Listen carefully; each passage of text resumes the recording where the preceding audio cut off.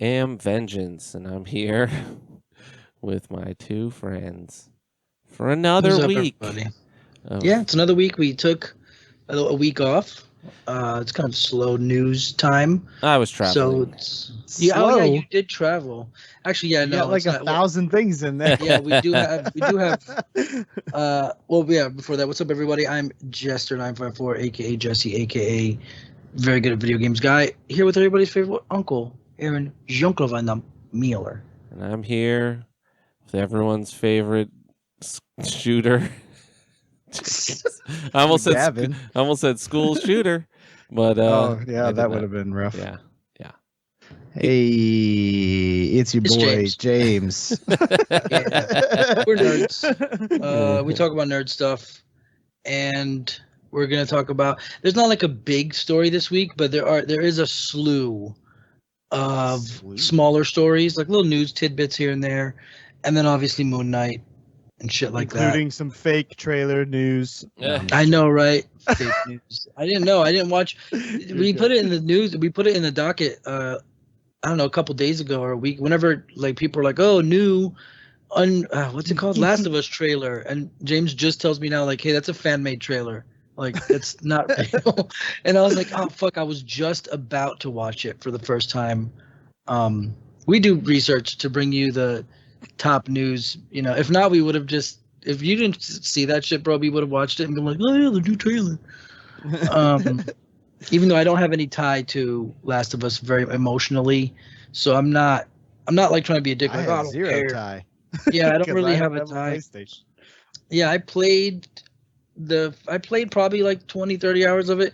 I got to where a lot of people get to and quit, which is apparently it's like an area of the game where you're in a school, and if you and the game like saves. So you get to a school and there's these enemies called bloaters. They're like big fat guys that explode, and it's a pretty tough segment of the game.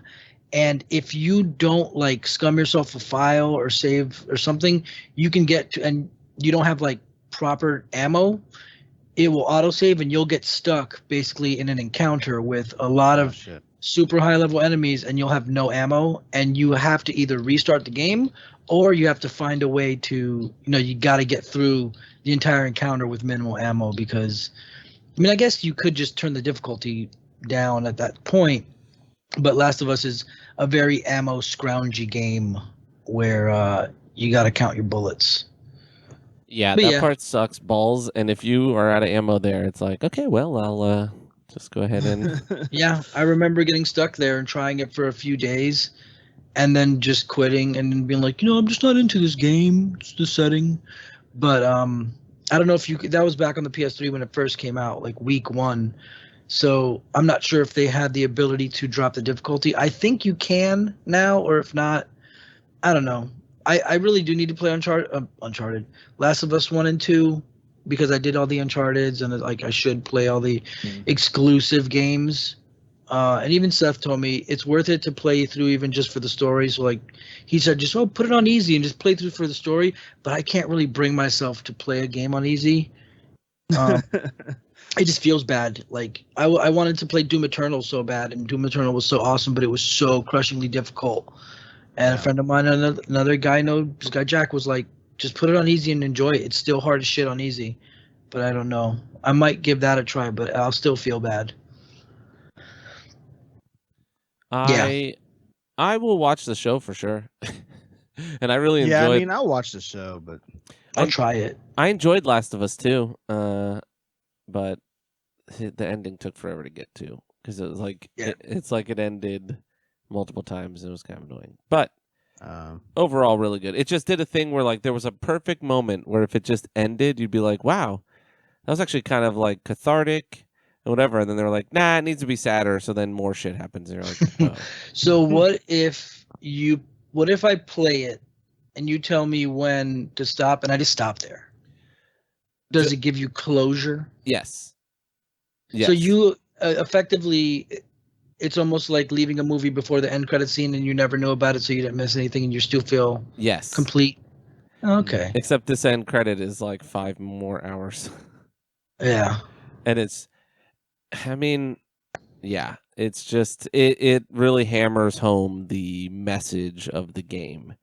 But if you get to a farm at the farm section where you're like, wow, that's cool, just end there. Just stop.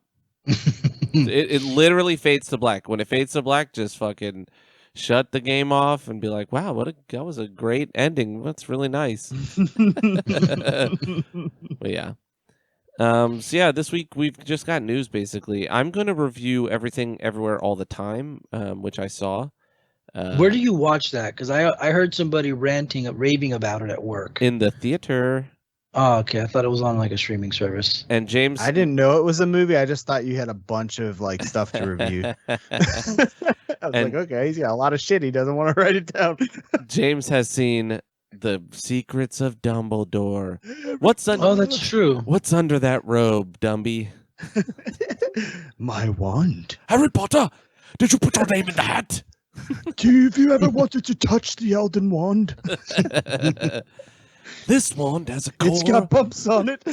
My wand has a core of Dumbledore blood.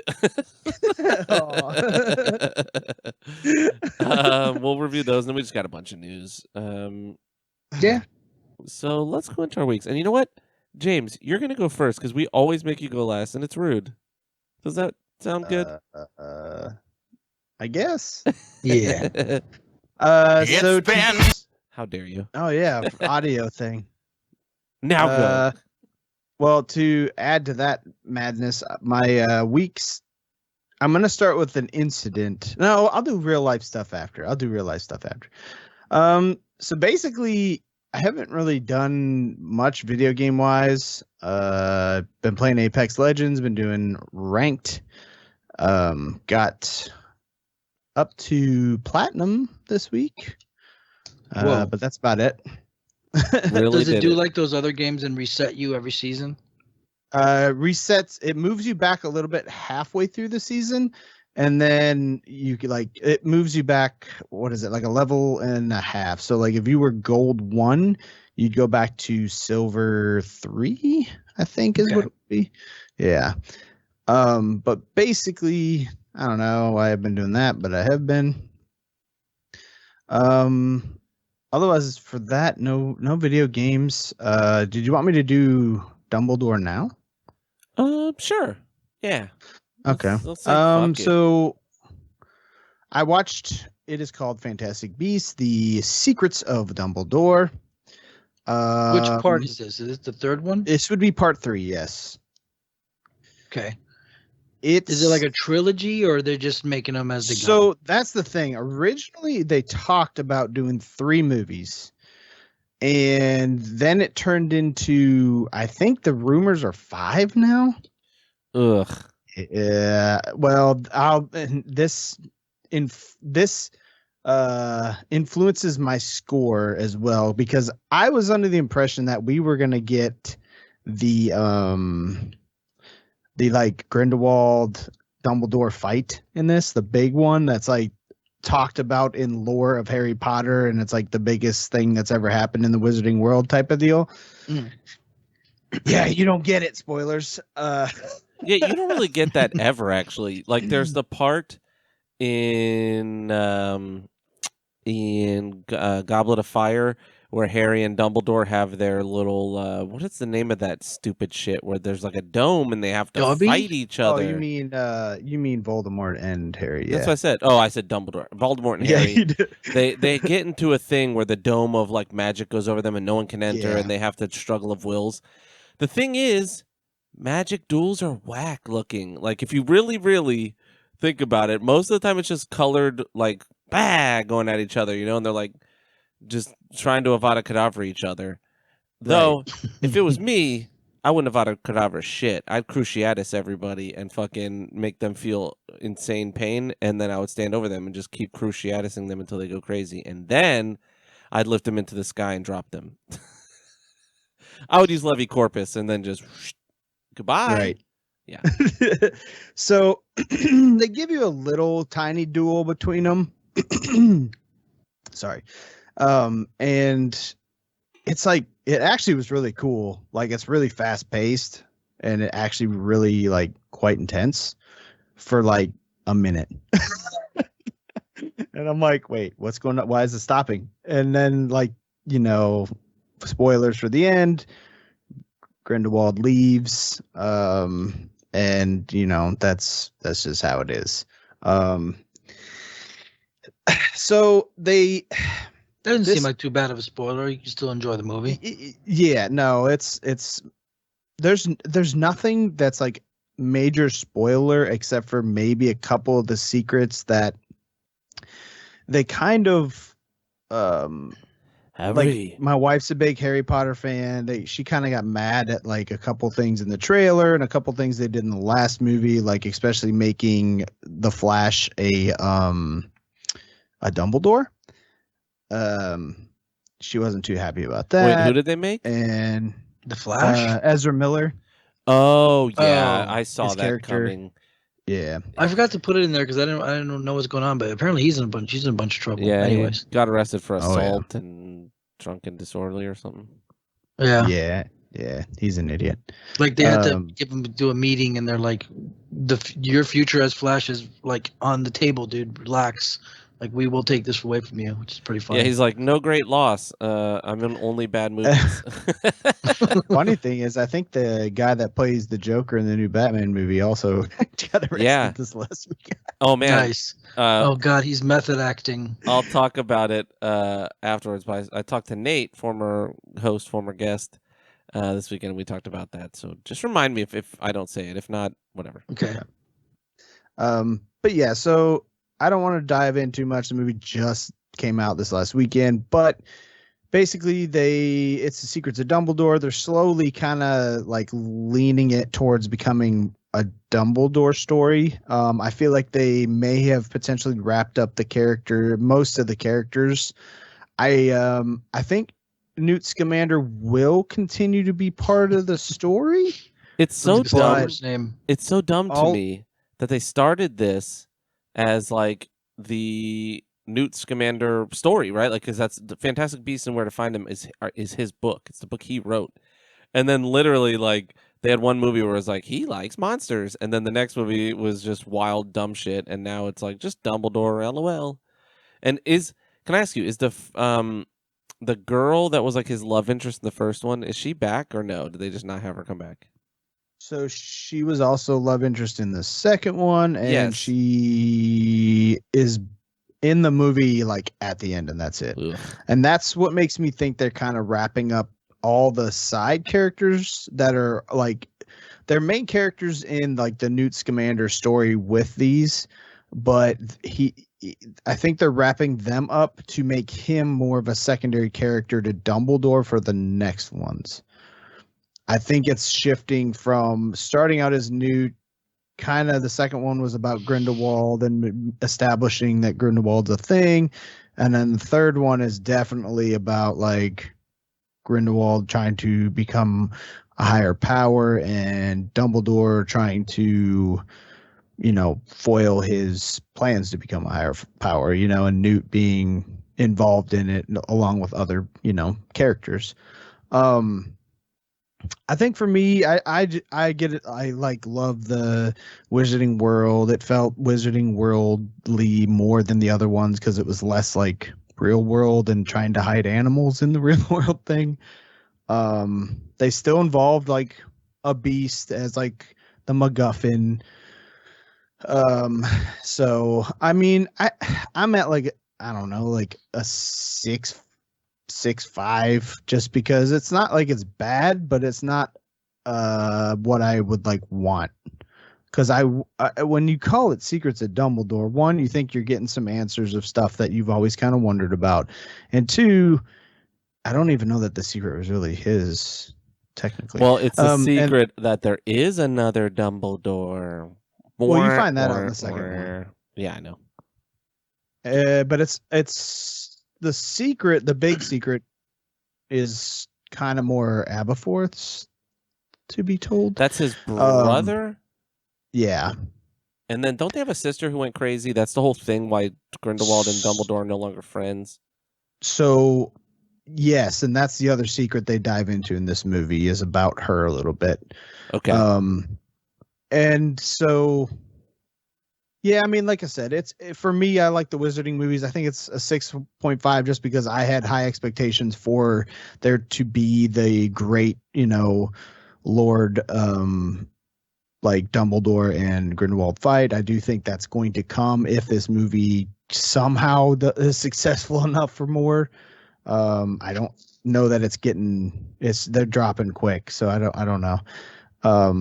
I'm actually really interested to know what the next one's going to be like, considering, like I said, they really wrapped up every character that was part of the first two, except for they left Newt available and like set up Dumbledore getting ready to like hunt Grindelwald. And that's what it felt like. So I feel like it's going to be about that, which I'd be kind of down to see. So yeah. 6.5 I think is fair. It's a fair score. Word. I just had the feeling that they wouldn't even bring the love interest back, so at least they did that. And I guess I infer from your how you're talking about it, that's like they get together and they're gonna live happily ever after. So then it's like, but no, there's two they more don't movies. even do that. Oh, really? Mm-mm. Wow. Nope. Yeah, they just see each other and there's that awkward cuteness that they don't really acknowledge, and that's so annoying. It just kind of ends there. That's so annoying. It just makes me so mad. But yeah. So I I think- got. I mean, yeah, go ahead. okay, so Dumbledore's the one that's gay, right? Yeah. Yeah, I think, I don't know, I saw some shit where like, I don't think they can do it because then China won't show the movie. Or they had to edit it for the Chinese showing or something. They implied the love. They said the love was there between them. So I would be interested to see how China does it. They never like imply like straight up that they were like. So the way I've always read that relationship is Dumbledore is in love with Grindelwald because he falls in love with Grindelwald. Grindelwald does not love Dumbledore back the same way, I think. I could be wrong because there is another MacGuffin between them, this like blood oath thing they do where they can't like attack each other. Yeah. And so Check the chat. That might be relevant. Which chat? The Facebook. I found a thing, yeah. China edits out gay dialogue in Fantastic Beasts. God damn. Yeah. And you're even saying it's wasn't not like even- super overt, but yeah. No, it is mentioned several times that they don't like Dumbledore's just like straight up about loving him. You know what I mean? He's not like beating around the bush about it. Yeah. But he's also kind of very like, I was young and like very ambitious about the things we could do for the world and blah blah blah, that kind of crap. So it's definitely implied more that Dumbledore loves him, and I don't know if Grindelwald's just like not showing it at this point. Have you seen Mads Maybe Mikkelsen though?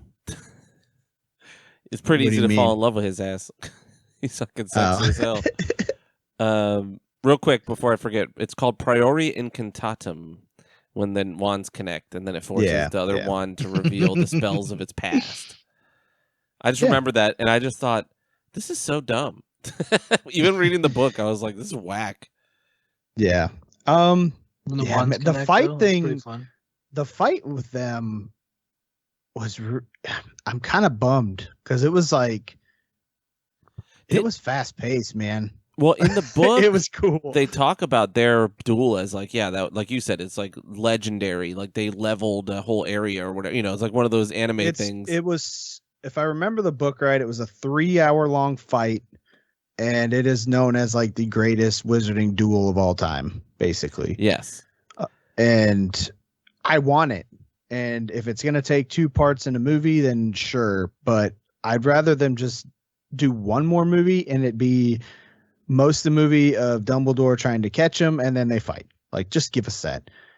Make a 3-hour fight into a 30-minute fight or whatever they need to do. Yeah, it's still 30. even 30 minutes is long. Yeah, I was saying, even 10 minutes, like, or even 5 to 10 minutes I want 30. of a good fight. Well, Like, how long was Anakin versus Obi-Wan? God.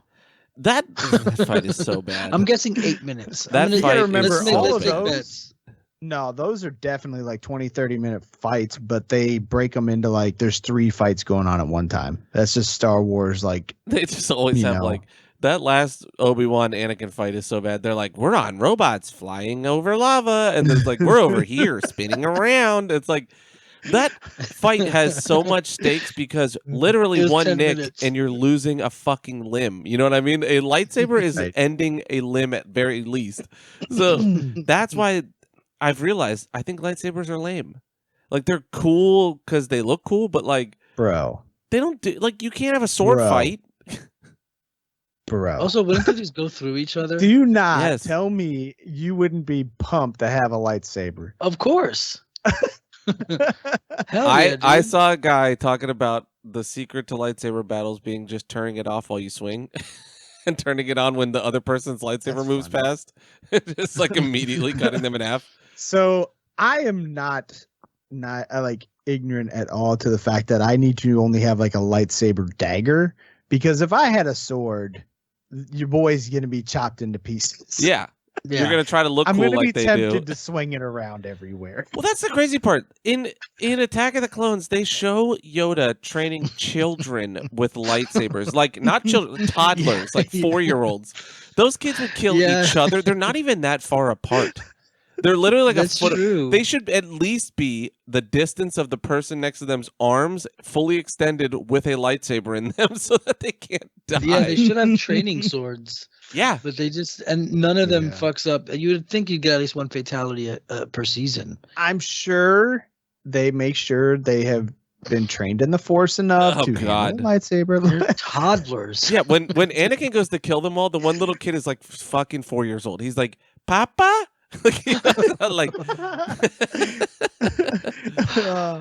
you know what though? Yeah. I still would have liked to see that scene. Yeah, dude. Especially because all those kids were such shitty actors. Like I was ready to watch them die because they were terrible. Ugh. The kid who played Anakin, who ended up killing someone or whatever, was so bad in Phantom Menace. That is so bad. What is Coruscant? I don't think he killed somebody.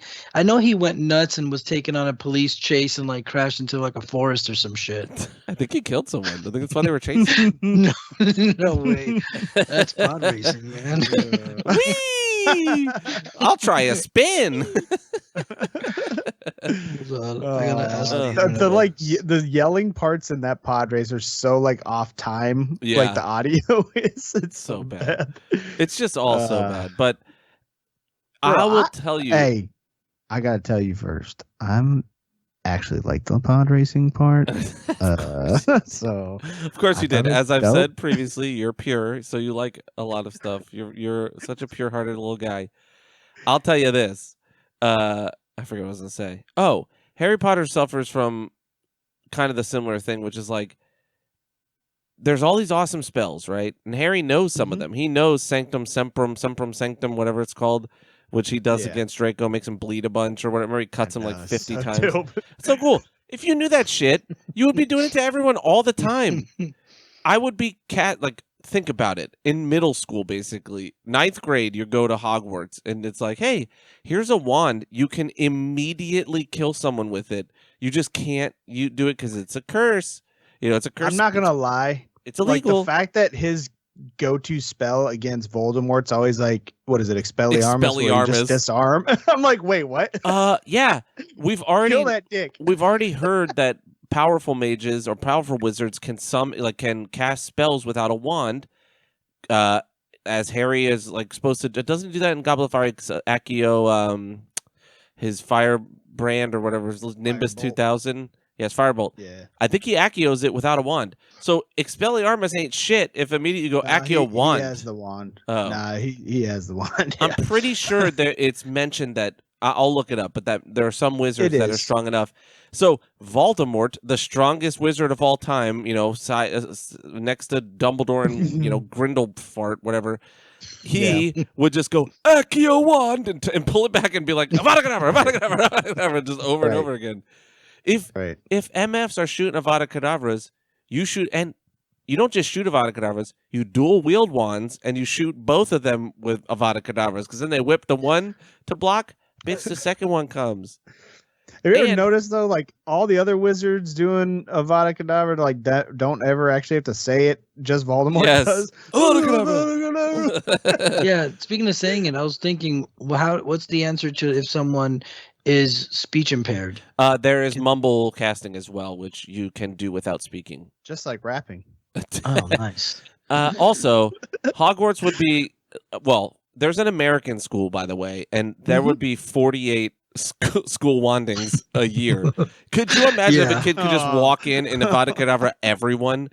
They're all transformed into cats in one room. He just kills them all. Like it would be brutal. And Dumbledore shoots a dragon at one point. Like he literally conjures a dragon in one of the movies, like a magic. I don't even know what the spell is, like a fire dragon. Yeah, some kid's gonna be real good at magic, and he's gonna blow a fire dragon through his whole school and kill everyone. It just is so crazy to me. And no one's like casting spells in their eyes to be able to see through shit. See through walls, watch girls piss or whatever. I can't show you all of the things Slytherins do. Yeah, you know it. They should have some kid getting dragged through like every day. You know, a different kid like, God damn it, dude. You can't turn the wall invisible. You can't make your eyes X-ray. Yeah. So Jake Lloyd, the kid who played Anakin, he led police on a high-speed chase and then crashed into a tree. He didn't kill somebody. They found out that he's schizophrenic, and weeks before that, he beat up his mom. It's pretty sad. Damn. Hey, bro. Pretty fucking probably a rough sport, bro. Dude. Mom can catch these hands too, bro. As he's throwing hands, he's like, "Now this is pod racing." It's matricide, but it's still. Now this is pod racing. His mom's like, "Please stop!" And then he snorts a lot. And then he like changes personas. Well, who knows? It could have been like, "You did this to me. Like you put me in this position. Oh, like look what you did to me." You know what he said. No, mommy, don't do it again. Oh God! Why don't you just fuck off and die? All right, what else? Sorry. So yeah, I guess we're all talking Moon Knight, right? Yeah, we'll talk Moon Knight later. Okay. So the other thing I watched was Halo episode 3 and 4 have come out. Cool. So originally I thought it was kind of slow and everything. I'm starting to actually like fall into the story a little better. It's still not like fast paced at all.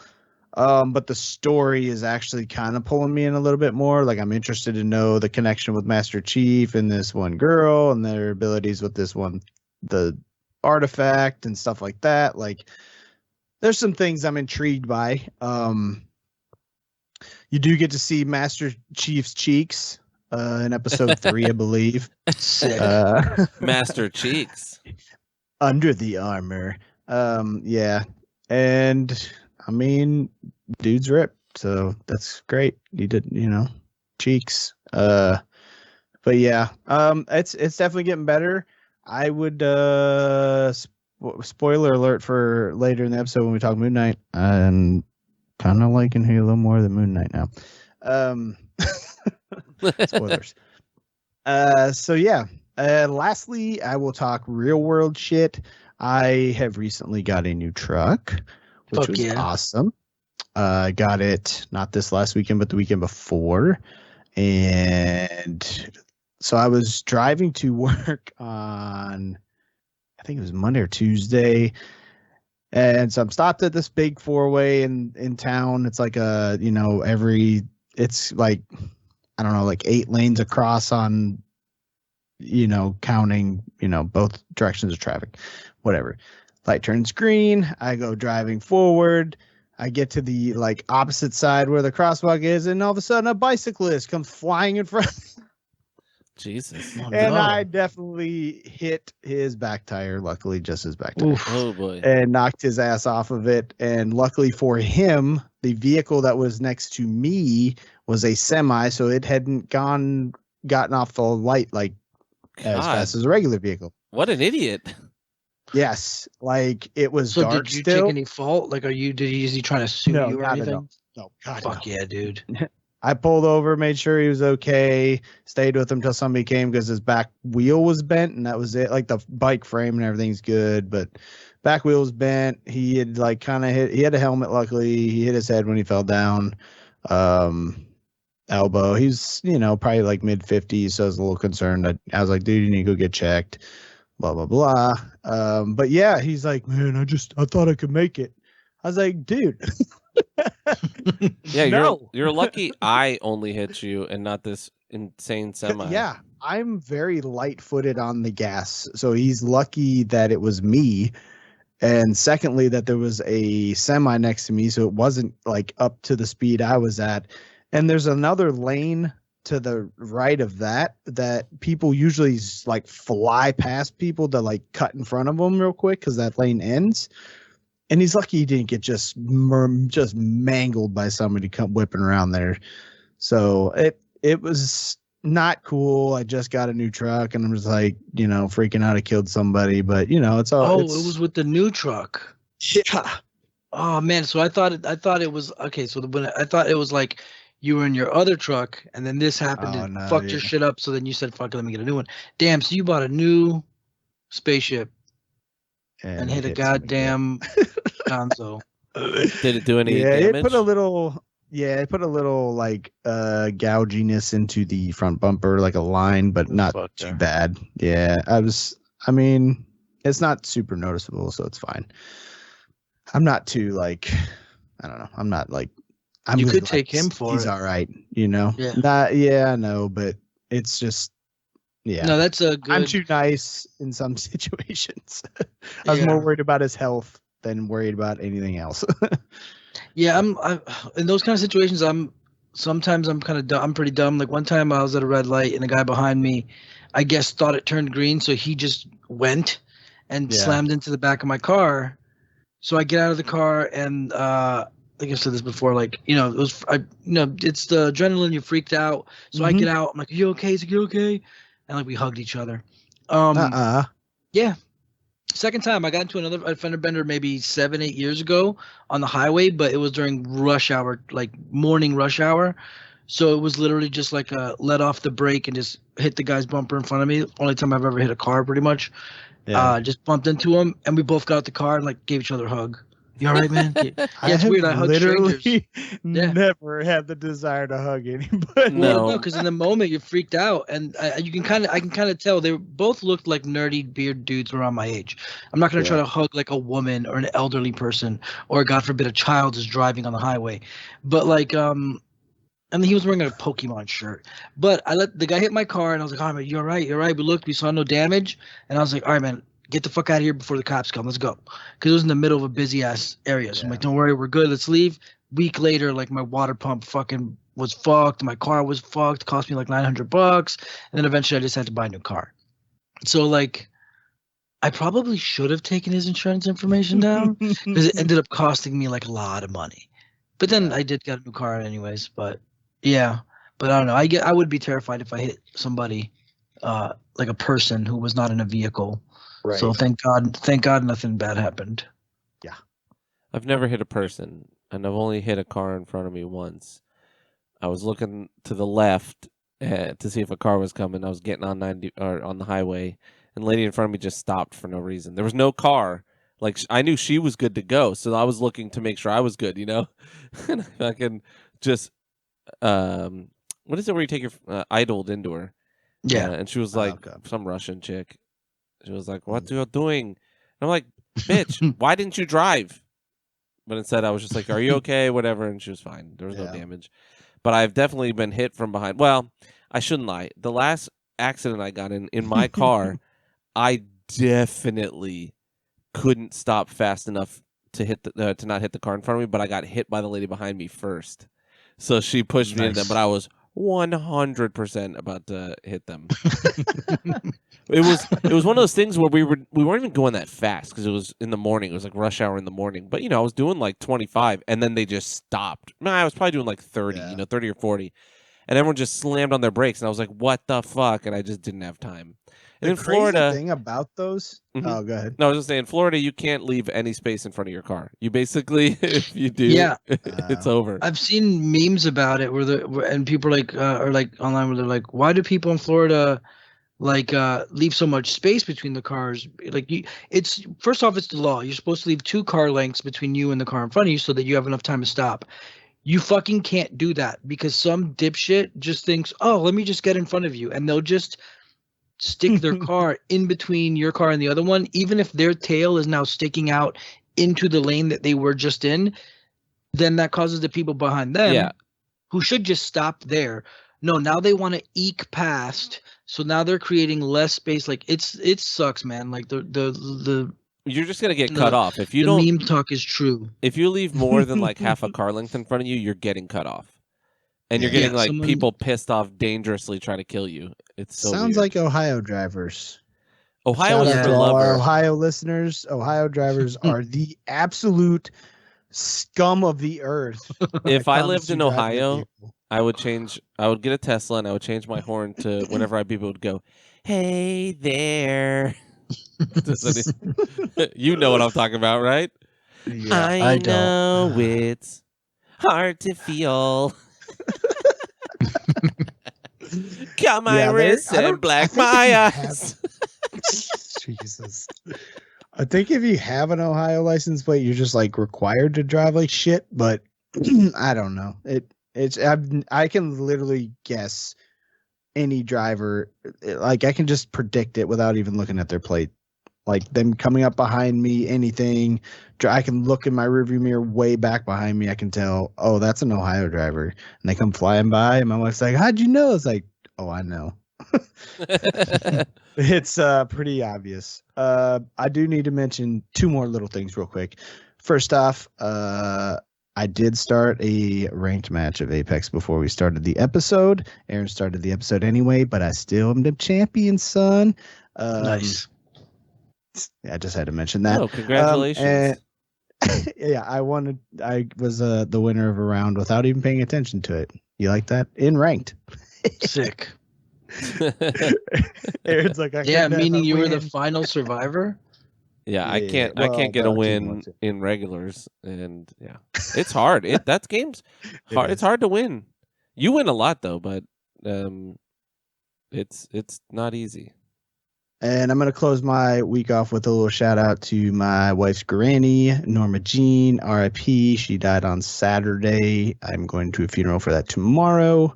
Pallbearer, she was cool. I liked how blunt she was. Very she's one of those people that was just says what's on her mind, which I personally appreciate.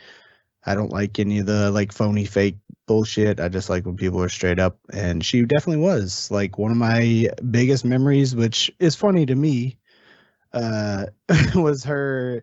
She always would mention something about my tattoos, and one time she was like, "Don't you just wish you could peel the skin off of your arms to get rid of them tattoos so you just look better?" I was like, "Oh, Granny, I think that would hurt too much. I'm good." Yeah, I mean, I also like my tattoos, is why I got them. Right. She's just like, "Oh, you would look so much better without tattoos." I was like, "Well, thank you, Granny." But yeah, she was great. So yeah, that's nice. Damn. R.I.P. I mean, it's not nice. That sounded bad. It's not nice that she passed. It's nice you had her in your life. Yeah. No, it's a nice memory. Yeah. Yes, that's what I meant. Oh, I got a lot. Yeah, she's cool. Well, that's a dour note. I will go next because I have the shorter week. So I beat Elden Ring again. I tried to on stream last time I streamed, and I had to. By 11:45 p.m. I was like, I'm trying one more time, and I'm turning the stream off. I was getting so mad. That last fight is just bad. Separate, they're whatever, right? But back to back is just trash. It's like Radagon acts as a fucking heal tax. He literally only exists to do AoE nonsense to you to take your heal count down. You can't go into Elden Beast with 14 heals. And then I've done it where I cheesed Radagon because you can run up to him and he won't move and you just shoot him. It takes forever, takes fucking forever. But I did it and I was like, all right, I'm going in with a full mimic, and all my Estus, and fucking Elden Beast one-shotted me.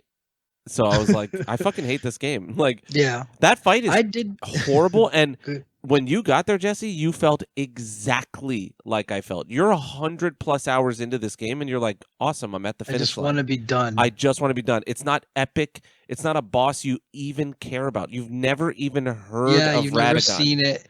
The cutscene's cool. I was like, oh, cool, like a galaxy dragon.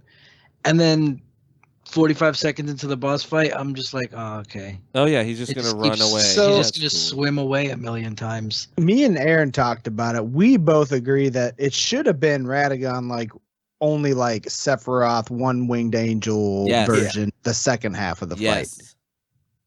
And because for me, the Elden Beast looks stupid and is lame. He's like a Dragonite, like Pokemon that's like shiny, and it's just a Pokemon. like- it's stupid. Like Jesse said, the first time you see him, you're like, cool, like that's like interesting, like inside of him, and when you hit him in the chest, you get that, you get it like cracking, and that's like kind of cool, right?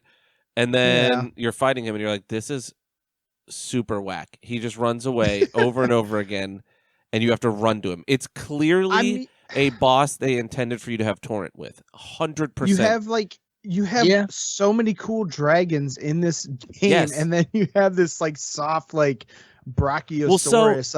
In the lore, the Elden Beast is what created the Erd Tree, I believe. It's like the cosmos sent the Elden Beast.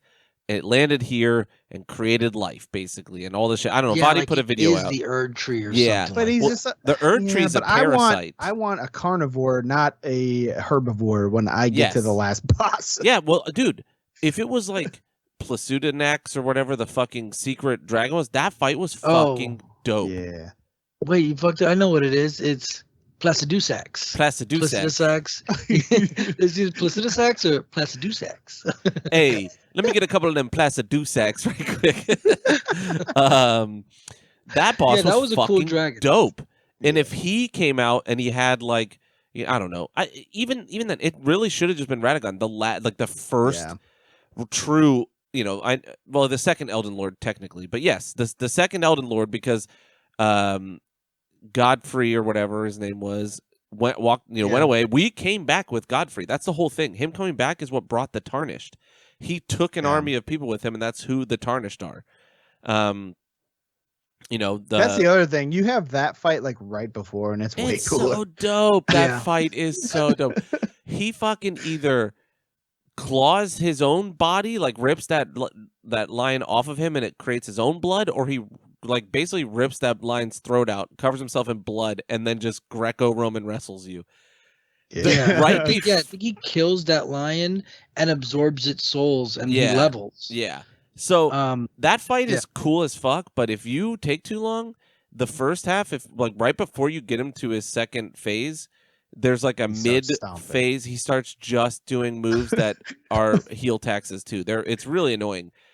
There is a couple of things in Elden Ring. I love Elden Ring, by the way. There's a couple of things I don't. It's like a 9 out of 10 for me. And the 1 point is almost all Radagon Elden Beast. Like the other bosses is like whatever. That fight, I mean, there's a couple bosses I hate and they annoy me, but like they don't annoy me that bad. That boss is fucking horrible. Malekith was pissing me off this time because I was a pure Ungabunga. And I just couldn't hit him fast enough. Like my swings were really, really slow. I was using a big slow weapon, so it was kind of tough. And James and I got it, but it was kind of annoying me. But I like him. His design's really cool, and then his second phase, even though it's like bullshit and he does blood fire everywhere, it's fucking dope. Yeah. Right? Like, but there's a lot of bosses in this game where they just like the input reading is really annoying and very clearly happening. Like you go to heal and they immediately do like input reading in this is so obvious that like if you shoot a bow at someone, they literally dodge immediately when you press the trigger. If you're I know like this, the lions and shit. I know this because I use a crossbow on my strength guy, and sometimes to do the reload you have to reload you have to hit attack again, and every time I reload they dodge. Every time. And I'm like, that doesn't make sense, like contextually, right? Like, as a human being, or even as a monster or an animal, they're not just going to intuitively know when you've pulled the trigger on your crossbow and dodge. It doesn't make any sense, right? If they dodged when they saw the projectile or whatever, that would make sense. Whatever, but yeah, it's a 9 out of 10. Might even be 9.5. That last fight after the entire grueling path to it is just it's horrible, and I imagine a lot of people quit there. Yeah. Oh yeah. Because summoning people is almost worse. Like it's almost fucking worse. And Tish or whatever is like the best summon for it. But he's she's real hard to get. The Black Knife. That's apparently the secret, and that's the little Black Knife rogue buddy that like dashes around and does the spinny flips. Yeah. The little summon. Like you can get that to summon. You can summon that for the final boss fight. Yeah, you can summon it for any fight. You can summon it for any fight. You just have to get the summon. You have to get the summon, dude. It's an Astral War. It's a summon. It's been a while since I played Elden Ring. Sorry, I was thinking like when you have an NPC summons outside the door. And no, yeah, no. Oh, okay. Well, and the key is you really don't want Radagon is great. I actually like the Radagon fight because you can learn his moves. Elden Beast is so. It's a cool fight if you don't have to fight Elden Beast right after. Yes, that's what I was saying. If they separated them, the whole fight, but well, even if they were back to back, but if you could just heal and fight one then the other, I would just fight one, be able to heal, and then the other. Even if you had to do them back to back every time, but if you got to fucking heal or I don't know, it's just it's rough. It's fucking rough. Yeah, I would have liked instead of like you said, like a one-winged angel version, like you kill Radagon and then he like turns into an even worse fight than the first one, like or something. Let him turn into a monster. Let him get a better. Like I don't know. I would have rather that because that dragon just seems like all right. We have to create a giant final game boss monster. And the thing with Souls games is the final fight is usually like a one-on-one. Like a 1v1 thing. I mean, that's usually what they are. This is the first time it's a big, dumb monster fight. I mean, Bloodborne has the moon presence, but that's like a big, giant, like 1v1, you versus a big, quick monster. I don't know, man. I don't like it. I'll have to do it eventually, though. Yeah, I have one more trophy, and I'll have the platinum. Well, I'll have the 100% trophy. Damn. I need the regular Elden Lord ending. So I'm on New Game Plus on my main dude, and I just leveled up the Blasphemous Blade, and that thing is fucking awesome. It's a Dex Faith. It's a strength. It's like a quality Faith weapon, so you can basically do Strength or Dex and Faith. But it heals you for every enemy you kill, and it heals a big ass chunk. Like it heals probably like 10% of your health, but that's a huge chunk compared to like. The Great Stars, which heals you 1% of your damage, which ain't shit. So I've been fucking around with that. I power leveled 10 more levels off just using the last boss's weapon on that hill and just fucking popped all my golden feet back to back, got all that leveled about 10 times, and then was like, all right, I'm just going to go into New Game Plus. So I technically could go do that pretty quick. I'm trying to get to the capital so that I can then just do Fire Giant, do Margot, Godfrey and the Fire Giant and then be done. But I say that as if it's easy, and I imagine Elden Beast and fucking Radagon in the Game Plus is going to be even worse.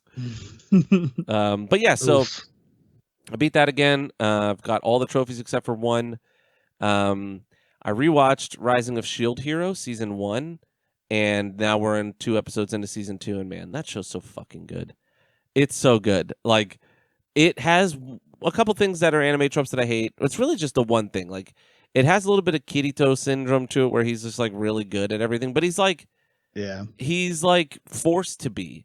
So it's like the story is these 4 people get summoned from other worlds, and it's multiversal because they kind of realize after a while that they're all from different worlds, like different Japans, and they all have different MMOs that they think they're in, or that they think they're referenced in. Like that the game is like referencing, but they live there. It's not, it's a real world. Like all the people are real, and I don't know, whatever, But so there's 4 major weapons. There's 4 cardinal heroes. One gets a sword, one gets a bow, one gets a spear, and one gets a shield. And Homeboy gets the shield, and everybody hates him. Like something happened, and I don't really know what yet. They haven't really revealed it, but like he gets treated like shit by everyone, and he just like eventually has enough of it, and he just has like a mental break, and he unlocks a special shield that way, and it becomes like this cursed shield. But it's fucking awesome. It's great, and I really recommend it to everyone. It's really, really fun, really like emotional and good. And there just has the one real thing I hate in anime is like harem shit, where like everyone wants to fuck the main character, because it just feels like anime characters anime writers being like, I wish women wanted to fuck me, so everyone wants to fuck this guy, you know. And that happens a lot, and there's a lot of little kids that have crushes on him, and it's kind of weird, you know, the little bit lolly stuff.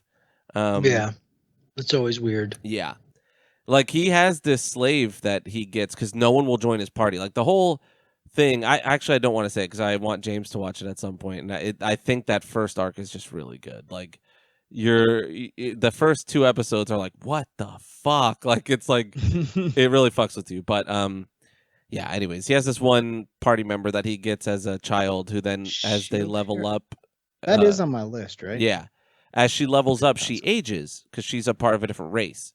And he has her as a child, and then she wants to fuck him as a grown up. But it's like a week ago, brother, she was like 5.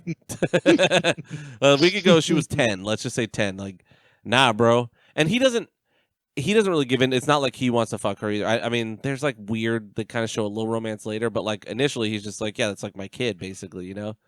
I don't know. But it's really good. I'm excited to continue on to season 2. I need to get back into more anime. So I want to rewatch Goblin Slayer again, just because this made me want to watch that. But yeah. Which should I watch first? Oh, man. Watch Goblin Slayer. It's so fucking good. That's probably awesome. Like my favorite anime that's come out in a while. Because you're like me, you like fantasy shit. You know, you like swords and magic. That shit is so good. It's so fucking good. It's so brutal. And the idea... Is it still only on Crunchyroll? Yes, I think so. Okay. That's probably I can give you my login, though. But it's so good. And the idea of like this, you know, video game world, this isn't a video game world, but it feels like a video game world, right? Like everyone's getting experience and leveling up, you know? It's like, it's just removes the like, random dude from outside comes into video game world. It's just, this is the video game world. This is like that world, you know? But imagine that, like, everyone's on these high level raids. They're all doing dragon fights. And there's just one guy who's super high level he's only ever killed goblins. And that's it. Like, he's obsessed because they killed his family. And he's like, yeah, no, I only kill goblins. I just murder goblins relentlessly. It's fucking great. Still waiting on that second season, man. I know. And I want a game in the Goblin world where you don't play as Goblin Slayer or Goblin Slayer world. I would love to, like, because the way that it's set up is so good. You go to a tavern, you get a quest, you go do that quest, and you come back. That's it. You know, like, it's just Monster Hunt. Yeah. The show. I don't know if it'll work, man, because those anime games never work. They always come out weird MMO style, and they're always kind of whack. Like, I would love it. My dream, I don't know, 4 or 5 Sword Art games, and they're all bad. The dot hack games were supposed to be good, but I didn't really like the first one when I played it because I was obsessed with the anime when it came out, and I really thought that was a cool idea. And then I played the game, and I was like, oh man. Well, the GU ones are supposed to be good. Those got remastered for current gen.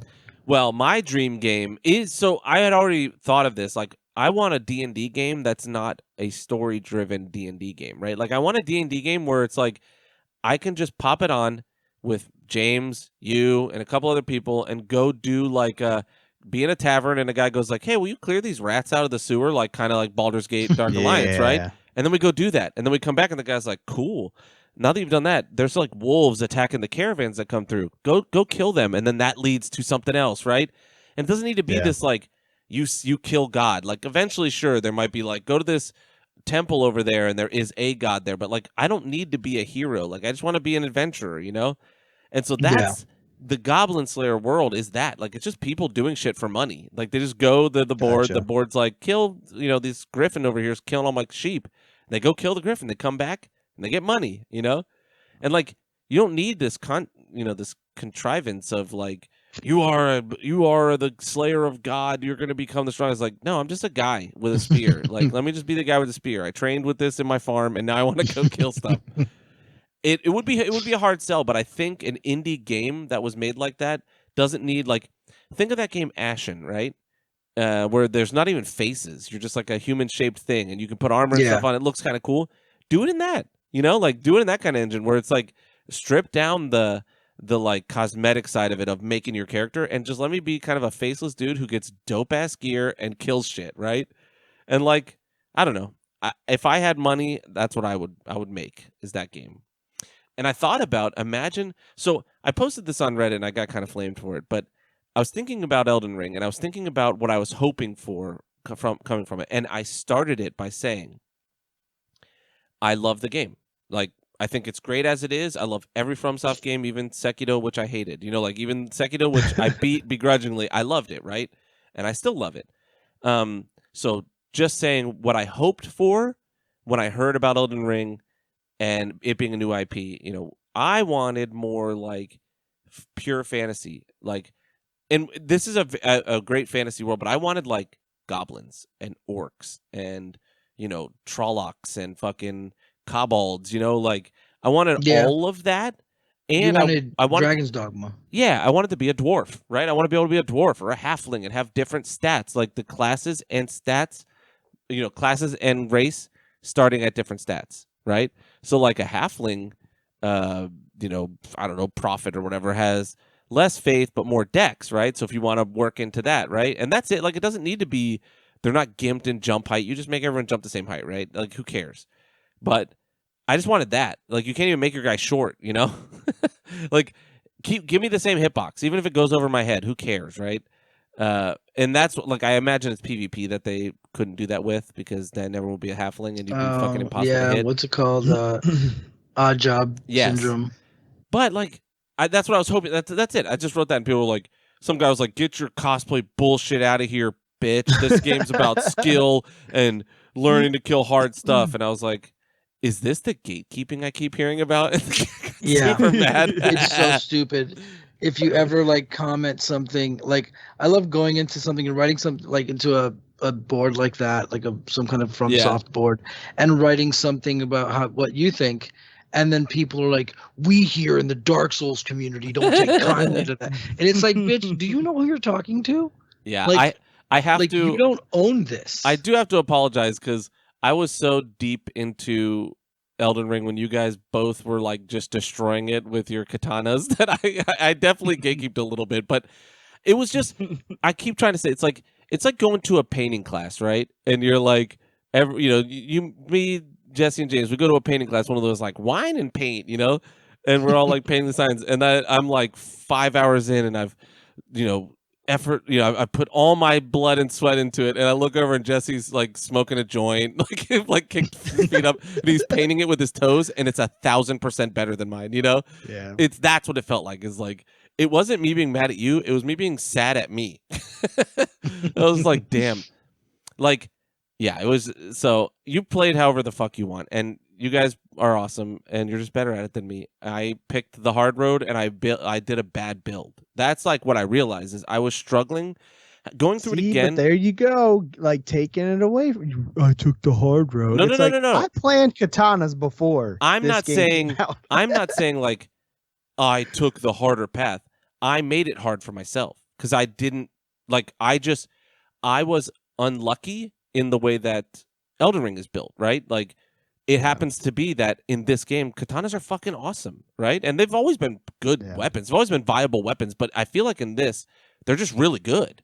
They're dope looking. There's a lot more of them than there usually is, and they're fucking awesome, right? And I think Bleed is just really strong, which status effects like Madness is really strong. I think Cold is really strong. It just doesn't do a lot of damage as much as it fucks them up. Yeah, like it makes it so they're slower and whatever. So I picked the wrong path. You know what I'm saying? Like I thought I was going to be Buff Master Flex, and there's no fucking viable buffs because they last 30 seconds. I was really hoping that this game would have more co-op. And the co-op's great in it. I was hoping it would be more like I could be the guy that buffs you, right? And like I'd be like, you're my fucking tank, and I'm gonna fucking heal you from afar, and like we could play it like a game. Yeah, we really talked about it being that way too. Yeah, you can if you build a priest, but then you can't launch health like you can like Elder Scrolls Online, from like 50 feet True. away.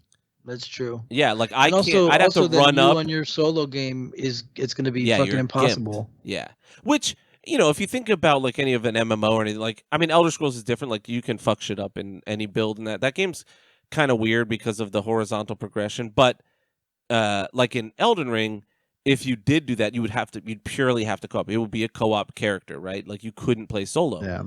But yeah, so I think I like when we first played that first day, I struggled against the deer boss real hard because we were both trying to solo it, and I raged a little bit at Oh, that. the caribou. Yeah. I was not trying to solo it. You died as soon as we walked in there. Yeah, and then you beat him. And I got him really close, so I just got mad because I got him like one hit away and then died, and that's like the worst feeling in the world. Because then 5 runs goes by and you don't even hurt him because you're like so excited to get back there. But yeah, so that is how these Souls games are, though. Like you just have those good runs here and there, and if you don't get it on those, then you gotta wait like 5 to 10 rounds before you're gonna get another one where you just like get it, Final Radagon crying moment though. It's kind of shit that they push you towards status effects so hard in this game, right? Like they kind of reward you for playing with bleed or playing with madness, and then you get to the final boss and it's gimped. Like doesn't matter. It doesn't matter, and your weapon does less damage because of it. You know what I mean? So you're like, I was using Millennia's Millennia's sword, greatest sword ever. Everybody says it's the best sword. I was using her sword because she fucked me up so many times that I was like, all right, I'm using her shit because that weapon art seems dope. It's not. But her weapon's it's not cool. that great. Her weapon's cool. So I was using that. It was doing like nothing. With 60 decks, it wasn't even like doing. It was probably doing like 200 to 300 damage. Where I watched Jesse with the Moonveil, and it's doing like 700 or 800 in your what's the combo? Like you were chunking. Yeah. It was doing well. So I was like, come on, man! Like I just switched to this because Bleed's so good. How you gonna do me like that? What was yours doing? It was doing like maybe I don't know. It was doing like a tiny tick, Yeah. And I was gonna say my katanas, I usually do like the jump attack thing. I'm getting like 1600.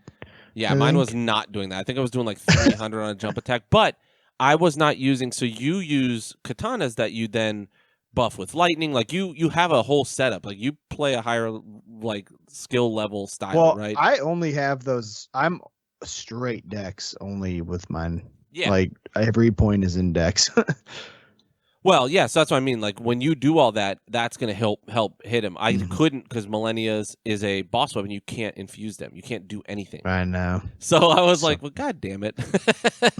But in the end, like I realized like playing strength build was fucking super fun until the like couple of super fast fights. Some of them you can like get through. They give you some windows, but someone was showing how much less windows they give you to hit in this game versus any other FromSoft game. Even Dark Souls 3, where you're like, it's too fast. Like for me, I'm like, this one was where it got too fast for me. Like bosses, like everybody's just too much. They have too much stamina and it's too fast. Like I still love it. I'm just not as good at it. Like I can't keep up. Elden Ring's even worse, man. Like they just go like, nah, they don't stop. There is no like, you don't wait for a window. You just hope to God you can hit them because shit just goes crazy. And you're like, oh my God, I am going to hopefully get one hit in here. And that probably is because of the posture system. You can break their posture and then you get a couple hits, but like you have to hit them to do that. And if you're Unga Bunga, sometimes that shit's tough. Anyways, I'll do a quick review of Everything Everywhere All the Time because I don't want to spoil it because I think it's incredible and I think everyone should see it. It is a fucking 10 out of 10. It's one of the best movies I think I've ever seen. It affected me. What is it exactly? I don't know anything about it. It is a family drama comedy, like so a family dramedy, wrapped in a multiversal shell. So I don't want to say more than that, but I will say. Hold on, I gotta find A24 or no? No, but this is it. I thought it was. I was looking it up. Is it A24 or there's another A24 movie coming out? Or it is A24. You're right. It's distributed by A24. Oh, is it? Nice. It has what's his name? Hugh Kwan, who was Data in the Goonies and young fat or whatever in Indiana Jones. He comes back in this, and he hasn't had an acting job since I think I don't know the 80s. You know, so he was in a couple of little things here and there, but he hadn't really been able to have like a leading role since he was a child. He said he struggled really hard. Short Round was his name. Young fat. He was incredible in this. He's so charismatic. He's just so awesome. It's a really fun movie. It's really funny. It's really heartfelt. I like wept in it. I didn't like tear up. Like, you know, when you cry in movies, you just kind of tear up and you like hold it back. I wept. I did not sob, but like tears rolled down my face and snot came out of my nose. It's just so good. It really is something you have to see. I wouldn't say like if you're a person who's trying to avoid theaters or what, you know, you're not a theater. Like, it's something you can watch at home. It looks really good. It's there's a lot of cool visuals in it, but it's not like a Marvel movie. It's not like a Star Wars movie. You know, you're not necessarily not forced. You're not like, oh, I'm going to miss something if I don't see it in the theater. But I would say go see it just so they make more, you know, they pay money for more movies like this. And this was made by two writer-directors together. They call themselves Daniels because their names are Daniel and Daniel. It's no, so it's it's Dan Kwan and Daniel Scheinert. So you weren't wrong. They did before this. They wrote and directed Swiss Army Man together, and so then they just became Daniels. And doesn't that where Daniel Radcliffe? Yeah, he was. Yeah, I was talking to Nate. Oh, so I was talking to Nate about Batman, but I was telling him this movie was like so inspiring. Like, if I was 20 and I saw this, or if I was 16 and I saw this would have got me into movies. Like, this would have made me want to go to film school. You know what I mean? It's like that good of a movie. It's just so different from anything else that I've seen. And so we were talking about that, and I said we should be Aaron's because he's, you know, his last name's Aaron, my first name's Aaron. We'll just make our film group Aaron's. But yes, go see it. I don't want to say anything else. It's so fucking good. Maybe I'll do a more spoiler review after you guys have seen it and some time has passed. But it's amazing. I'll check it out because I've heard good stuff about it. I just want to say Nate also hated the Joker scene in that movie and the extended one that we saw. He was like, it was really bad, and I don't want to see that Joker. Well, I am open to it, so bring it on. I do, however, want other Rogues Gallery to make an appearance instead, but I will take Batman versus Joker whenever I can get it, because who knows if I'll get it again in my lifetime, which I would hope I will, but nah.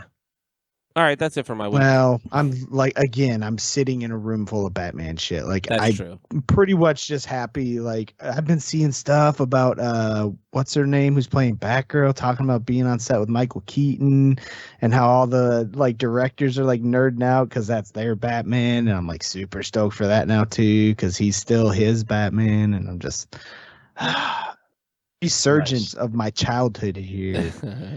I'm getting my back. Yeah, I don't know. We'll see. I really like this Gotham. I like this Batman. I like the Riddler. I just did, and I love the Penguin, Catwoman. I did not like Joker. But I forgot to say, I also went to Louisiana. That's it. I was just there. I walked down the Mississippi for a bit. Louisiana. I was going to hit up Seth from Who's Next Gaming, but I was only there for like really 2 nights, but timing was rough. We were in Baton Rouge for one night, and then we had to drive back to just outside of New Orleans in Metairie for the last night. But we had to get up at 5 a.m. to get to the airplane. And, dude, 5 a.m. we fucking wake up. We leave the hotel at 5:20, get in an Uber. We're at the airport by like 5:35. It looks like a fucking Disney World line to go through TSA. It was so busy. I was like, what the fuck is going on? And I was like, what day was it? A Thursday. Oh, really? Yeah. I would expect that on Friday, but not Thursday. Real weird, but the security staff at TSA, like they killed it. Like we were through there. It took about an hour, but I mean the line looked like it could have been a 4-hour line, you know? Like it's because it was Good Friday, so the day with the end of the week was moved up one day. Oh, that's true. Oh, God damn it. Well, anyways, yeah. But great flights. There and back were super quick, super good. Flew on Southwest, which I generally don't love, but it was fine. And that's it. So Jesse, you're up. Word. So I've been playing video games. I'll just start with I did try Slay the Spire. It was a free PS Plus game this week, so I gave it a shot because I heard it was good. It's all right. It's pretty cool. It's just a card-based, turn-based RPG roguelike. So like it's pretty neat. You start and you pick a hero, but you only start with one. So I'm imagining you got to play it more to unlock more heroes. And you have like a certain do more attack damage or whatever, a basic hero. And there's like a grid that you see, like there's a giant spire at the top, and there's a grid with like branching paths, and there's either like monster, bonfire to rest at, store, whatever, and you choose your pathway through the grid, and you just do like a turn-based RPG battle. You might battle a goblin or two goblins or a monster, whatever, and you have like cards, and the cards will be like attack for 6 damage or block for 4 damage, or then they get like multiple effects and stuff. Or drop kick, which does 16 damage and also puts your enemy in a frail state, or lightning attack, whatever. So it's pretty simple. And it's pretty awesome. I'm not gonna lie. I didn't go back to it. I can see how I could play a lot of that game if I didn't have a million games to play. I think that's why games will never be the same as how it was when I was a kid. When you had the shoebox with the Sega games in it, and there's only like 6 games in it. Like that's all you have. Nowadays we have hundreds of games at our disposal, so it's hard for games to really stick. I did like it though. I'll probably play it again or so. I'm not gonna try to like beat it or platinum it or nothing like that. But it is a pretty neat game. So Slay the Spire was pretty cool. I did pick up Skull, the Hero Slayer, which is a roguelike kind of like side-scrolly game, which is kind of reminiscent of Kid Chameleon, where you're a little skull guy with a bone sword. It's like a bone, you use it, swing it. And then you find skulls, and the skulls are different powers. So like you find like a werewolf skull and you turn into a werewolf, or you find a little Groot skull and you literally turn into Groot. Or you find like a paladin skull, you turn into a paladin, and they each have different move sets. And some are really bad and some are really overpowered. And it's pretty cool. It's called SKUL. It's a pretty neat game. It's very difficult though in the beginning. Like as I'm starting it out, it's really hard. And as you play, it's kind of like Hades, where you amass a certain type of currency when you play, and then when you die and you wake up in your hub, you can use that currency to like buff your character permanently. So you get these like little purple diamonds, and you have like a tree that's like add 4 points to HP for 40 purple diamonds or whatever they're fucking called. And after you do that once, the next time it's add 4 more points to HP, but it's 60 fucking diamonds this time. So it shoots up pretty quick because the upgrades are like 40, 60, and then one of them is 700. And you start from the fucking beginning of the game every time you die. It's straight up roguelike. It's really brutal, but it's a pretty cool game. I will say I do like it. It is pretty neat. What else have I played? I did also play. I restarted playing Grid. So not Grid Legends, the new Grid. Grid from 2019, which is a remake of, God, what was it? Grid on the PS3. I'm going to say 2014. Let's see. Grid PS3 is 2008, was a racing game on the PS3, which is really good. They remade it in 2019. God, that's 11 years later. That's crazy. And it's a really good racing game. It's kind of like a sim, but it's not. It's like a sim arcade.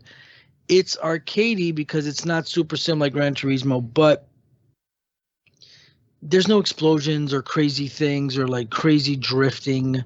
So it is pretty realistic. It looks really great. And I almost bought the new one, but I told myself play the one I have because I just bought it, I don't know, a couple months ago. And I bought all the DLC for it, and I barely played it. And it's because I think I don't want to say it's boring, but it's kind of boring.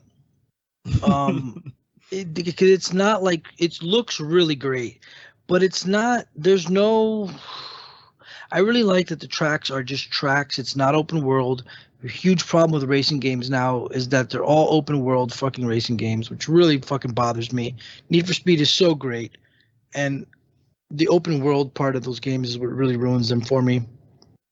But there's no. It's not that I need explosions and fucking dinosaurs and shit, but it's I don't know. It's really cool, but there's something about it that's not as addictive or adrenaline-y with it. It's kind of flat, but it is a pretty cool game. So I will be playing that. I might play it on stream at least once or so coming up. So Grid's pretty neat. I'm playing that as well. Where else are we at? Last game I'm playing, I'll talk about is Cyberpunk, and then I have some other stuff. So I'm playing Cyberpunk 2077. I relaunched it with patch 1.5. And Cyberpunk is really, really, really good now. I feel really bad that what happened to this fucking game, because if this would have dropped last year, man, people still might have said like, "Oh, this isn't the world-changing, life-changing thing you said it was," but people would have been like, "This game's fucking awesome." It plays wonderfully. Yeah, there's still a little bit of like glitches here and there, but it's an open world first person game. Like if I complained every time I was playing Elden Ring and I thought, "Oh man, I'm in a new area. What's this desert?" And then the fucking grass popped up and I'm like, "Oh no, the textures just didn't pop in." If I complained every time I had a fucking texture pop in or a little glitchy thing, I would have complained a lot. So yeah, there's weird little glitches where there's hundreds of NPCs walking around, quote unquote, living their lives. So every now and then you'll see like an NPC like standing in the middle of a chair or some shit, and it's dumb and it's silly, but it happens. But it's nowhere near as bad. I've had no game breaking glitches. I've had a few, maybe two, or I know at least one, like glitches. Like I had a glitch once where like I couldn't change the view in my vehicle, and it's just like just reload your save. So it's gonna have glitches like that every now and then, little iffy things, because it's such a giant world. But the basis of what they dropped is pretty fucking awesome. The story's really cool. I get the story now. I must have not been paying attention when I played it the first time, because I was like, what's going on? I don't even understand this Keanu Reeves shit. It's very simple. I really must have not been paying attention. It's very simple. You steal an artifact. It's a microchip. The microchip's about to be broken, so you have to just slot it into your little brain slit, your fucking ear vagina, and now you're stuck with him in your head, and like he's infected you. You can't take it out, and now his character is stuck in your brain, and you're both trying to like figure it out before you die, whatever. But it's really, really neat. The soundtrack is great. The music is great. It's a real bummer that when you stream it, it blocks out the music. It's also at least very boring to watch music, I thought. It's very boring to watch on stream. Not gonna lie. I believe you. Because yeah, it's like an immersion. I heard your music. Yeah, you can hear the game's music, but when you're in the car and there's licensed music, yeah, that stuff's not there. The black metal station is really good, and it's not even a capture card. Unless they use capture card. But yeah, it's like those kind of games. I don't think they're very good for streaming unless you know what you're doing and you have a focus. Like someone just wandering around playing Skyrim or Fallout is going to be kind of boring unless they're like, I'm going to the fortress and I'm going to go fight immediately. And when I'm playing, there's so many like, ooh, look, a shiny, like, oh, look, a thing I'm going to go do, or I'm going to go talk to this person. There's a lot of like watching dialogue isn't always the most fun. But me playing it personally, because I've been playing it a lot, it's really fucking cool. I just did a mission with this pop star chick, and her whole body's chrome, and she's like, I think my boyfriend's cheating on me. I want you to go find out. Turns out she's dating her manager, And he's not cheating on her, but instead what he wants to do is he wants to like copy her engram and make a clone of her in case anything happens to her. He can make another one, whatever. It's this weird thing, but the mission was really neat. I really enjoyed it. I'm really enjoying the little side stories, and it's very cyberpunky. It's very Blade Runner, and I think I'm having like rose tinted glasses with it because like I can't not think about my friend when I play this, my friend Marcos who passed away, because he was so excited for this fucking game, and he like Blade Runner was his favorite shit ever, and like he loved Blade Runner. Like I remember when the re-release came out, like fucking what 15 years ago, 10 years ago. No, more than 10, maybe about 15 or so, maybe more than 15 when they re-released the final edition in theaters, and we saw it. Him and I, he got tickets for us, we went and saw it at that theater where they did Welcome to Tate's, and he was so excited when this game was going to come out, and I remember it dropped and we both got it, and I was like, it's broken, it's stupid, it's fucked up, and he was still just loving it. He was playing it on a just base PS4. And even after a while, I remember he was like, I stopped playing Cyberpunk because that shit's just broken. And but just like playing it and like thinking like, man, like I wish I could talk to him about it and like share it with him because like they fixed it. And I think that's why I might be a little bit more forgiving, because I personally don't really like steampunk or cyberpunky shit. Cyberpunk stuff is kind of cool, but I kind of don't really vibe on the whole like dirty city, everyone's kind of like cyborgy, or everyone's on like weird like future drugs and it's really dirty. I'm like, why does everything have to be, it's all like the same, like Judge Dredd, Blade Runner, everything's like that. But I get it, because that's kind of what the future probably is going to be. It's going to be weird fashion and weird drugs, and people, I don't know. I don't know if friends are going to be walking around with like robot arms and shit. But it's rough because I can't not think about him when I'm playing it at all, and I'm playing it all the time. So I think I'm missing my friend a lot, and I think it's a way that I'm kind of, and I never really dealt with the loss really, because it kind of hit me out of nowhere last year. It was almost a year, and I don't know how I deal with shit like that, because like I don't break down. Like I was told over the phone, like through a text message, oh, I was like, hey, I hit up a friend and I was like, hey man, have you spoken to Marcos? I haven't talked to him in like 2 months. And they were like, oh, he died. And I found out of nowhere while driving to work through a text message that one of my best friends died. And I felt guilty because I was like, I didn't break down, I didn't fucking sob, I didn't, oh my God.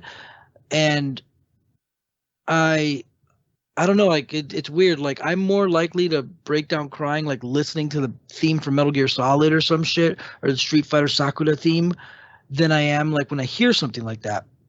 And I think it's the first time that I've had so much time to kind of think about it. I don't even know why I'm talking about this. I didn't mean to, but but I think that the game has it is kind of becoming a tool for me to kind of deal with the loss of like one of the best friends I've ever had, who I lost abruptly out of nowhere. And but other than that though, it is kind of a glitchy open worldish game, but I am actually enjoying it, and I think it's actually pretty cool. I'm happy that they fixed it. And I can even knock out one of the news things for later. One of the news things is they announced they're gonna do one major big expansion, but it's not coming out till 2023. Yeah, and that's pushed. It got pushed back again. And remember, they were like bunch of free expansions, and now like one, and it's pushed back. They're in, when you launch the game, they're in a menu. There's a bunch of shit, but it's like new weapons, new gear, a couple new features, like a couple more interactions. Like there's a girl you can like romance in the game, and there's like, oh, there's sexy text messages you can do now, and whatever, new missions or something, new I guns. don't think that game will ever appeal to me because it just feels so like empty, and I don't know. It just feels like shallow. Like I was talking about it to James. Like you basically have to be gun guy. I know that there were people that were like breaking the game with like katana builds, but like I don't know. It just didn't feel like it feels like how Borderlands always feels to me. Like Borderlands 2 is one of my favorite games because of the story. I really liked it. But like when they try to put shooting in RPGs, it just I don't think it works because like you just like Destiny. It's like everybody feels exactly the same. You're just shooty people who shoot at stuff. Like there's no You're definitely gun guy. there's no like depth. It's just There's stuff you can do. Like if you're playing on like hard, like extreme difficulties, you can't just walk into rooms and shoot people. You just won't survive. So you can use some melee stuff, and you also have to up spec your character for that stuff. But there's a lot of like hacking and stuff that you don't really see. If you're not paying attention, you won't use it. Like I don't use it, and I wasn't realizing you have to use your scan and like hack devices and like use that thing to distract them or hack into the system and turn the cameras off. Like a lot of stuff I was scoffing at before, now that I'm like kind of taking the time to try it out and do it, it's a lot better than I thought it was. I'm not saying it's the greatest well, it game might ever, have been but fixed too because I remember a lot of that didn't matter. yeah, it works now. Like a lot, like the game fully works and feels like an actual game. And more than a few times, I'll like, and also a very cool thing, the game auto saves for you every little milestone you do, and it saves the last like fucking 20 of them. So you constantly have saves to go back to if you fuck something up or if the game weirds out. So you have manual saves and then auto saves. And I'll start a mission and make a manual save, and then I'll do the same mission like 3 times and just do it completely different every time. And that actually does work, where you can go through the front door, guns blazing, whatever. Go through the front door, not guns blazing, talk your way through it, whatever, sneak around. Fuck it, go outside, climb through a building, get through a window, use some hacking abilities, whatever, get through that way. Like that is pretty cool. All I'm trying to say is if anyone was ever interested in Cyberpunk and didn't do it because it's broken, because I've been bringing it up to people, and there's a lot of people who don't even know that the patch came out that fixed it. They're like, oh yeah, I heard it was. Is it better now? And I'm like, no, you didn't hear. The patch came out, the one that they kept talking about. They did it. They fixed it. It works now, and I mean that. Like it works. And I guess as long as you're not super critical, or if it didn't already shit the bed for you, I personally think it's pretty cool. And I don't take the patience to really immerse myself in games a lot. Like I feel like I might have done that with Elden Ring, with the hype of it coming out and wanting to play it. And after playing it so much, I kind of felt myself just wanting to get through it, but I knew I couldn't rush, so I still wanted to fight every boss I could and get everything. But I wasn't taking lore in, and I wasn't being patient enough. So I'm trying to enjoy the game and actually like, all right, let me listen to the stupid little story and let me go this way and let me check this out. So Cyberpunk, I will say, is pretty cool. I give it a thumbs up. I think it's good, and I'm gonna keep playing it. I'm not gonna try to fucking platinum it, but I think I'm gonna play it through once because I already want to play it through again to do a different origin. I want to try the corpo thing, and also play a different gender so I can do different shit. But I'm probably going to beat this once now, and then I'll probably wait until the patch comes out in 2023, and then I'll play it again then. So that's it for games. Other than that, I finally fucking started Cowboy Bebop. I've only seen 2 episodes, but holy fuck. And I knew this. I knew it. I just didn't expect it. And maybe it's the remasters or whatever. Nothing nowadays looks as good as the animation in that show. Hand-drawn animation forever.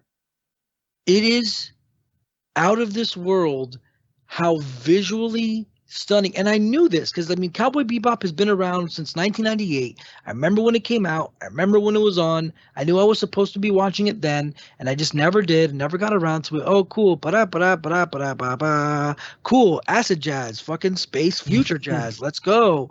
Ugh, fucking corgis. I get it. You know what I mean?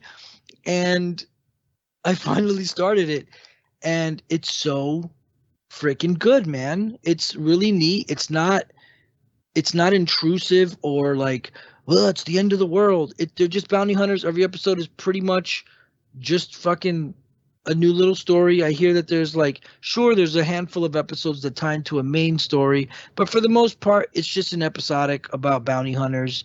And each episode's a different monster of the week or bounty of the week, and it's really neat.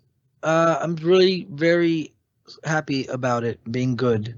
So that's what's up. So I started watching it because for Record Store Day this year on June 10th, they're re-releasing Seatbelts, the soundtrack for Cowboy Bebop. They're releasing like a variant, an Ein variant. I'm assuming Ein is the girl, I think. And I ordered it because I was like, you know what? I don't have that. It's an iconic soundtrack. My collector's bone, my record collecting bone has been vibrating too hard lately because I have been really misbehaving that way. So I ordered that. So I was like, you know what? Before that shows up next month or in June, I should watch Cowboy Bebop. Also that way, if I don't like it, I can cancel it. But so yeah, so that also on records, I did pick up a couple extra records. I picked up Dreamless by a band called Fallujah.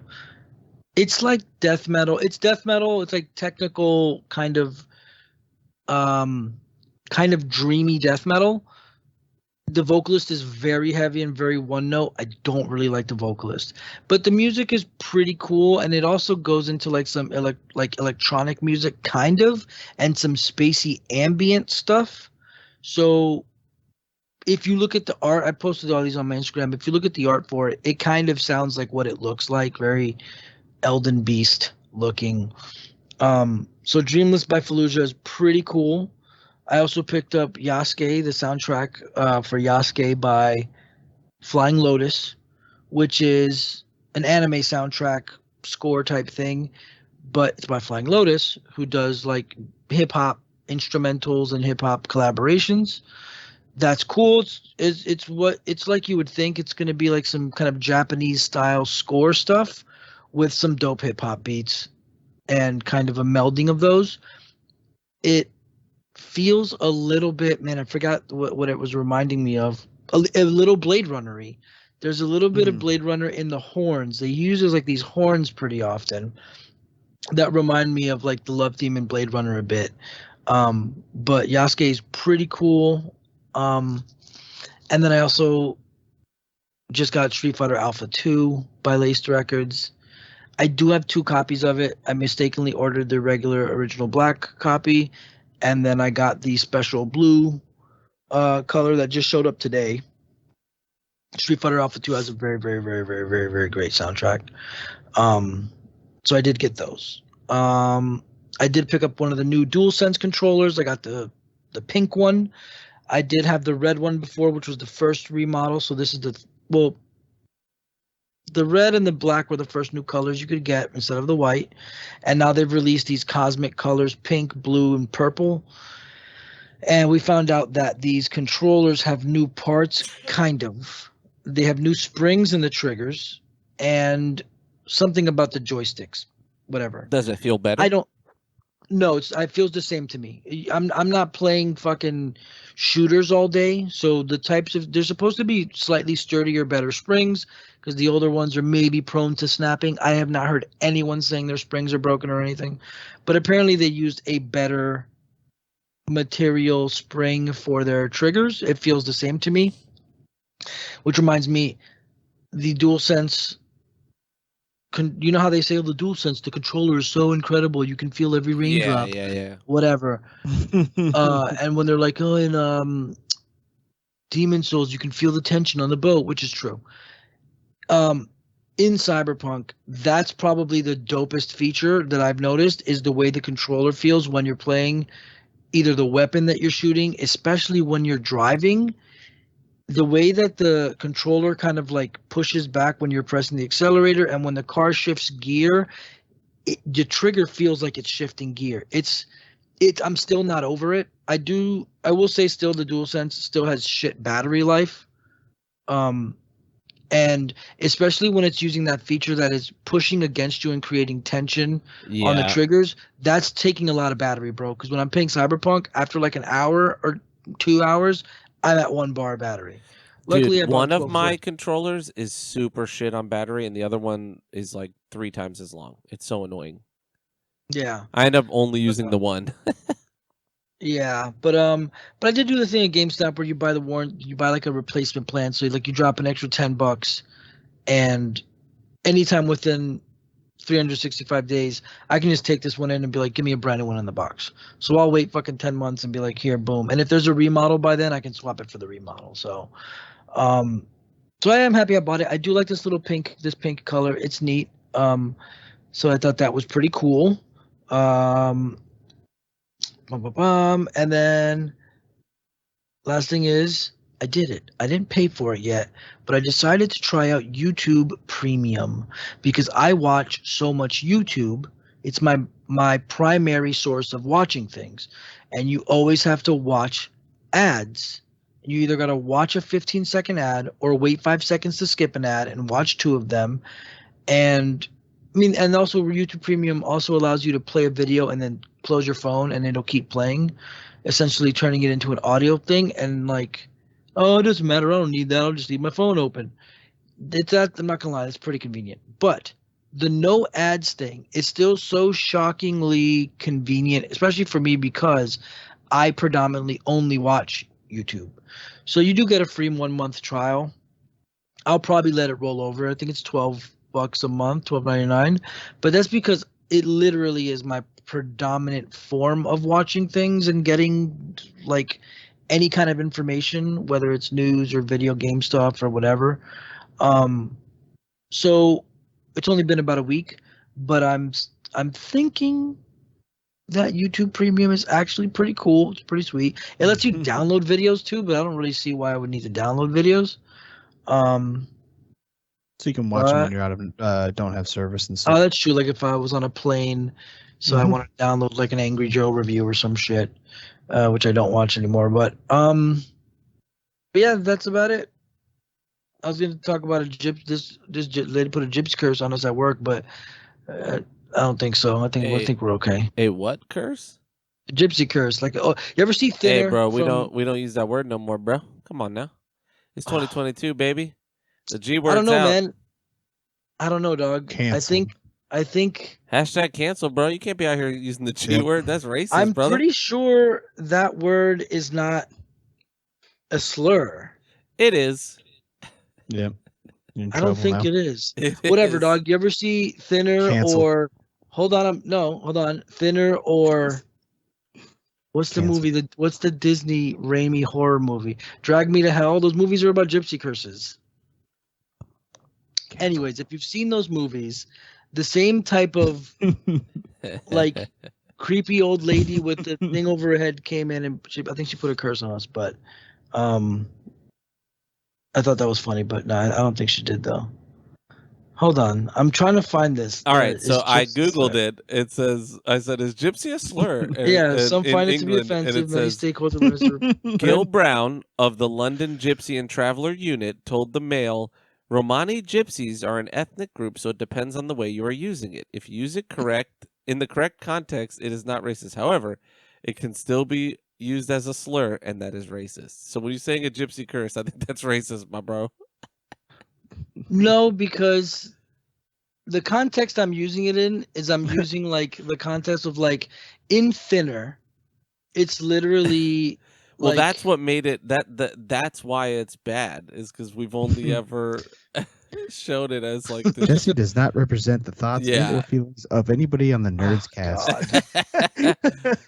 Oh, hold on. Actually, hold on, James. We have to have a side meeting real quick. no, dude. Jesse, mute. Take That's your headphones bullshit. off. Can you take your headphones off real Not this again. quick? Anyways, gypsy curse averted. Did I do it again? Oh, Jesse. So yeah. So that's my week. All right, so we've got some news. We got some stuff to cover. The Thor: Love and Jesse, Thunder take the reins again. No. teaser came out, and it looks fucking great. I like that they like have Thor get buff again. You know, I like that they quickly are like, he's not gonna be fat anymore, and I liked that he's still with the Guardians, but they're gonna kind of quickly shove him off, I'm sure. From what it looks like. I was underwhelmed by the trailer and thought it was just okay. Oh man, I'm excited. I think they're continuing with. I'm excited because I like the character. I like Taika Waititi directing the character, but I understand Ragnarok was great because of the comedy and everything, but I don't necessarily want to have the same movie again. And I'm worried it's going to be the same movie again. It looks like it's going to be just the same thing again, like the neon comedy. I'm not going to lie. I mean, it looked like a cool trailer and it looked like a cool, like, I get it. It's going to be funny, obviously, because they're funny.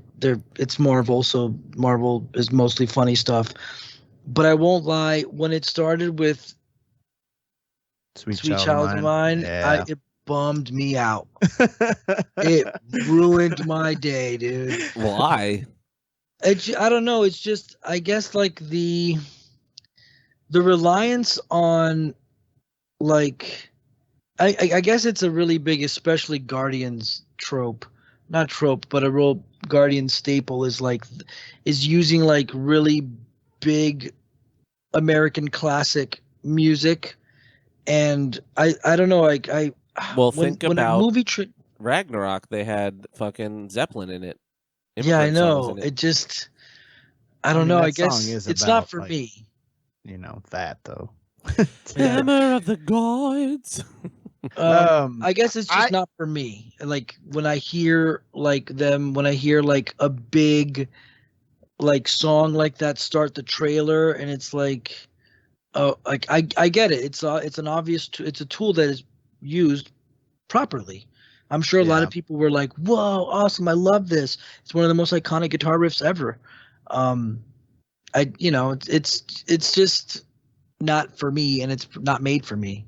Well, I'm hyped for me. This movie. It was more the fact that it seems like it's going to be another one of those like 80s themed things. Like they're great. Sure. Don't get me wrong. When Stranger Things came out, it like made this huge like resurgence of like 80s, and like every movie, like Wonder Woman, all of them themed off of the 80s, right?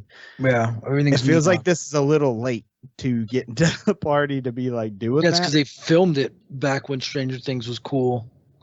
That's potentially true. Yeah, I don't know. I thought Jane Foster looked dope. I think they nailed her look. Yeah, that looked cool as fuck, and I'm excited to see where that goes.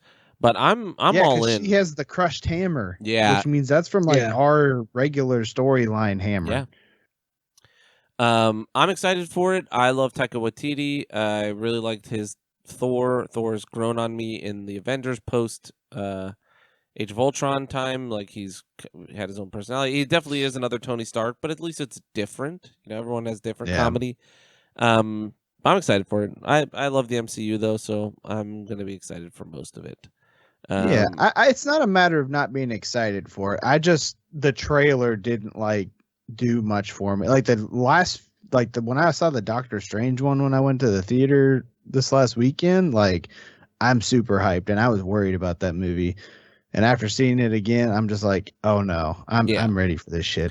I love Sam Raimi too. I'm very excited for him to be back directing with Marvel and doing stuff. But I will say, so just a quick, we can be done with Love and Thunder. I thought it looked cool. I can see both of your guys' issues with it though, for sure.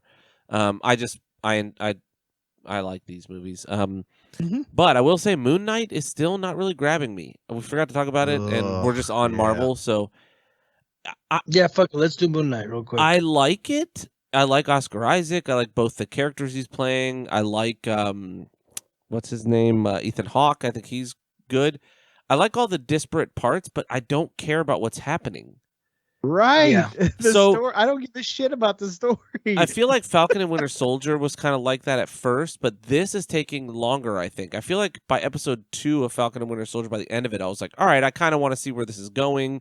There's stuff going on, right? And we had already built those characters. This is a brand new character, so like I feel like it just isn't working for me as good. They're not building the characters. Yeah. Like they're giving you like, don't get me wrong. So, like, my thoughts, acting's great. The acting Oh, yeah. is great. The action scenes, Moon Knight looks great. The action, great. The story is like non-existent. I don't really care because I don't really care about the characters yet. Like, they haven't done any character development, but they've had like these 3 slow, like, kind of not moving in any direction that I see as like me giving a shit in the episodes. Like, it's just like this stuff's going on with this guy and some ancient Egypt artifacts, and I don't really know how they're related to my characters, except for one was like a museum guy.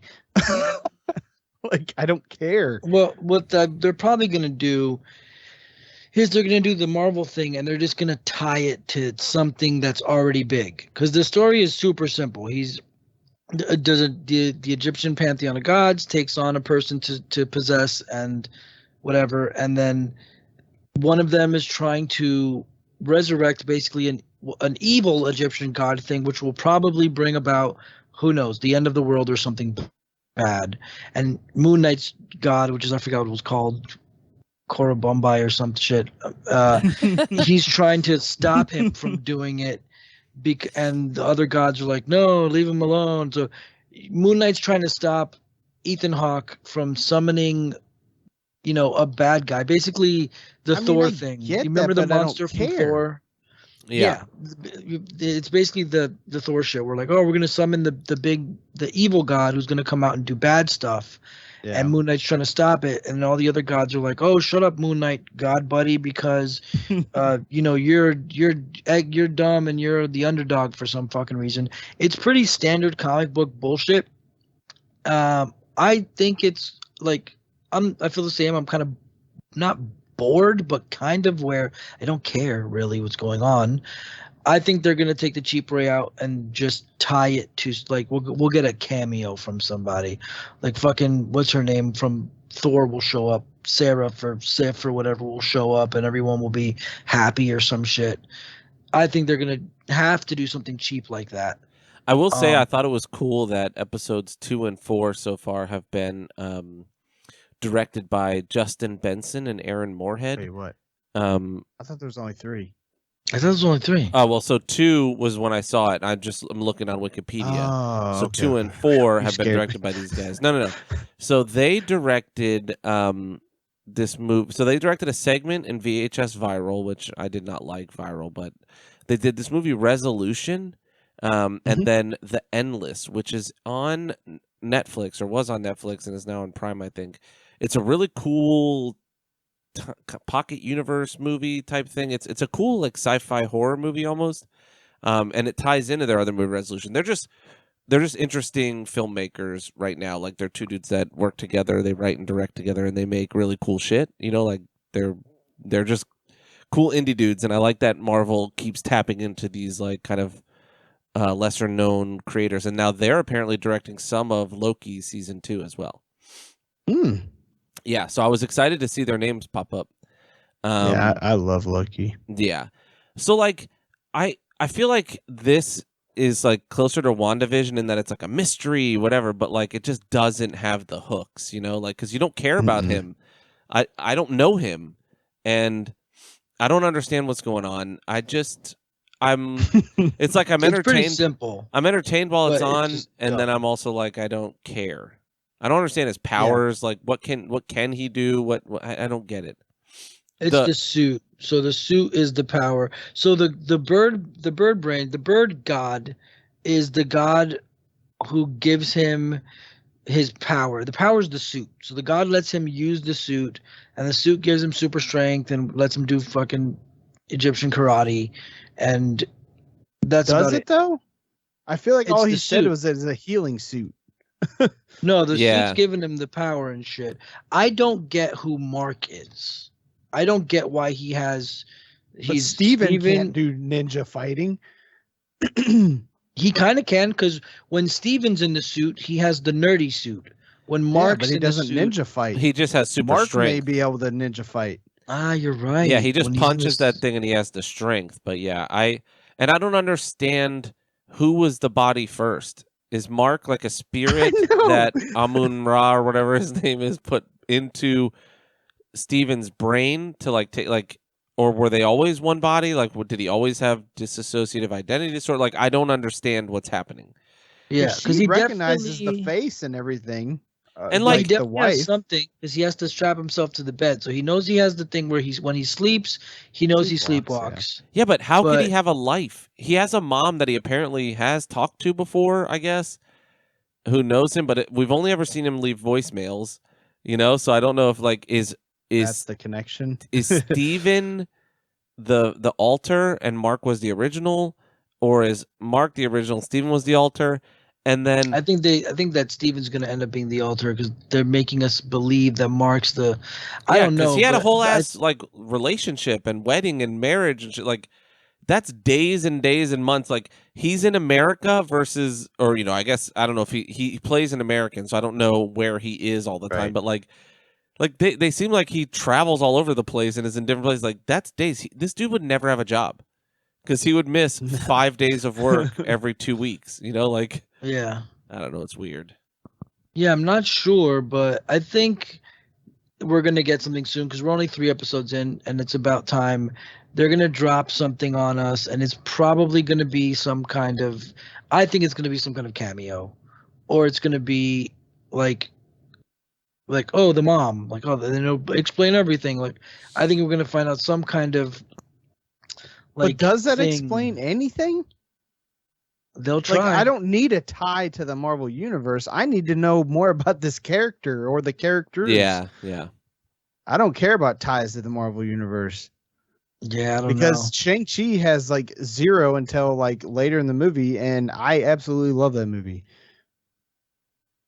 You know what I mean? It's not the ties I'm worried about. Yeah. It's like the character. Like they're not giving me enough to give a shit about this character. Yeah. I don't even care about knowing what's going on with them because I don't know anything.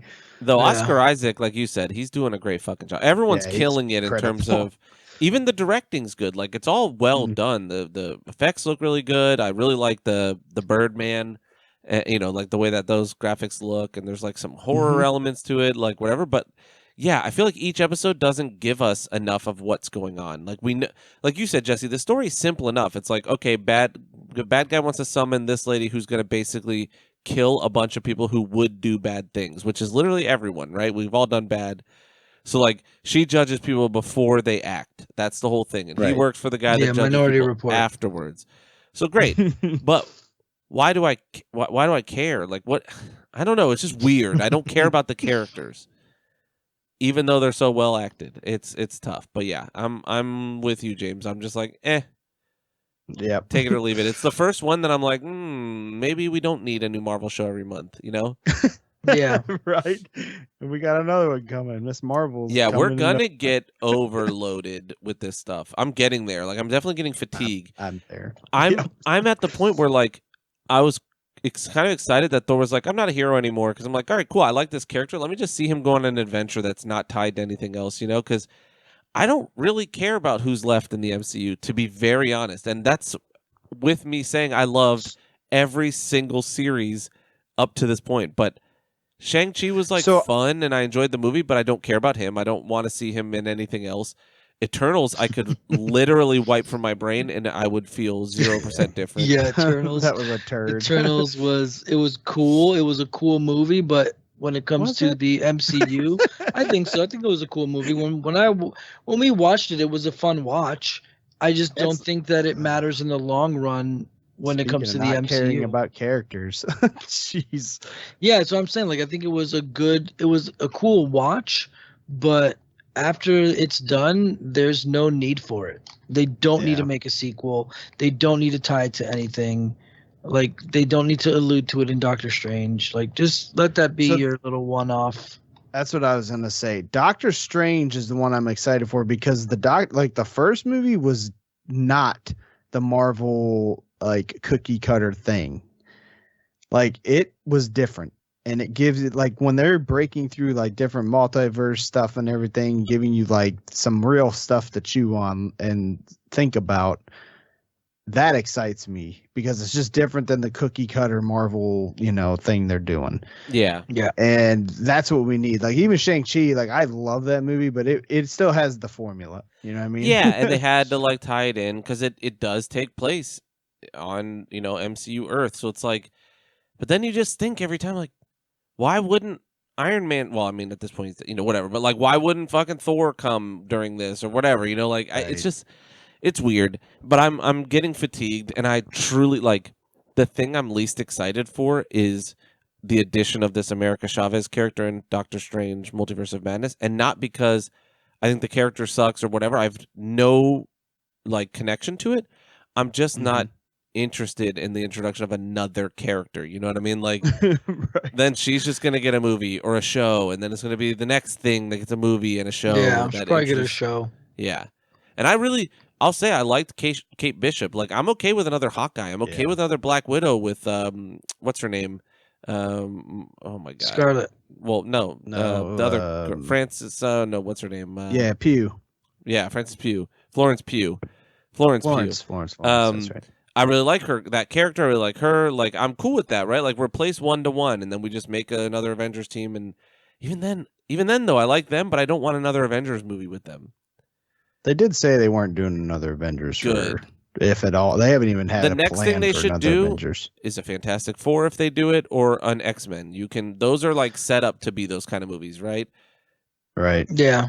The problem is that they're taking.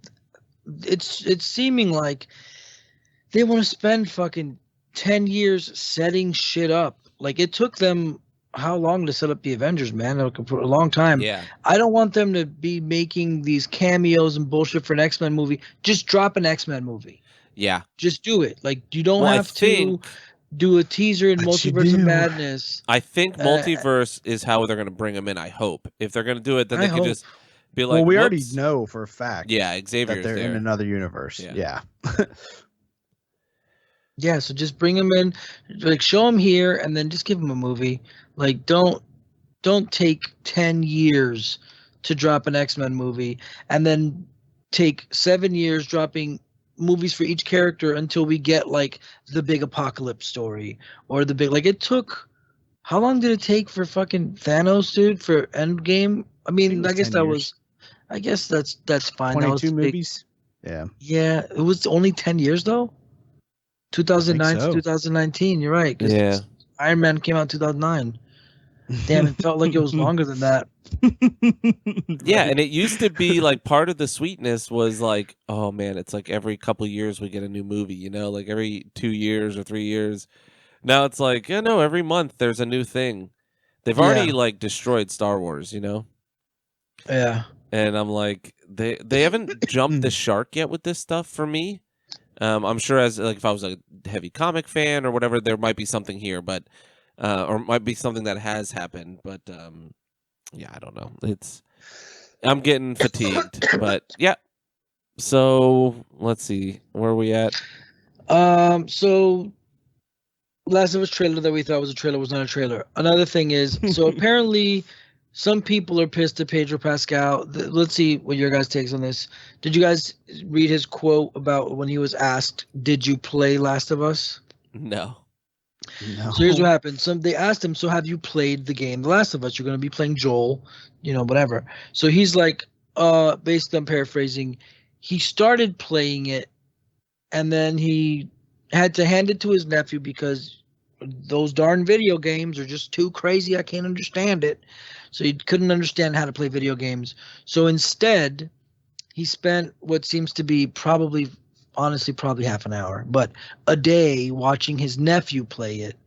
But then he had to get on a plane and go to Florida for something, so he couldn't watch anymore. Basically, he watched his nephew play the game for a little while, and then he was kind of over it. This is what I'm assuming. And he said, I wanted to create like a healthy distance between Joel and I because I don't just want to copy the game's character.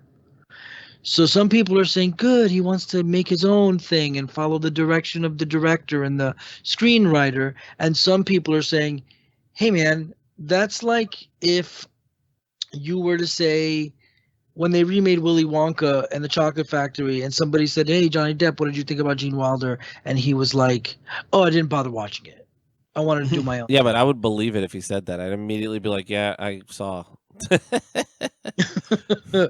So apparently Pedro Pascal, I mean, it's fine, I get it. Not everybody can play video games, and I understand. I don't. I mean, I do understand, but I'm gonna say that I don't. I don't get how people can't just understand holding a controller. But I've been there.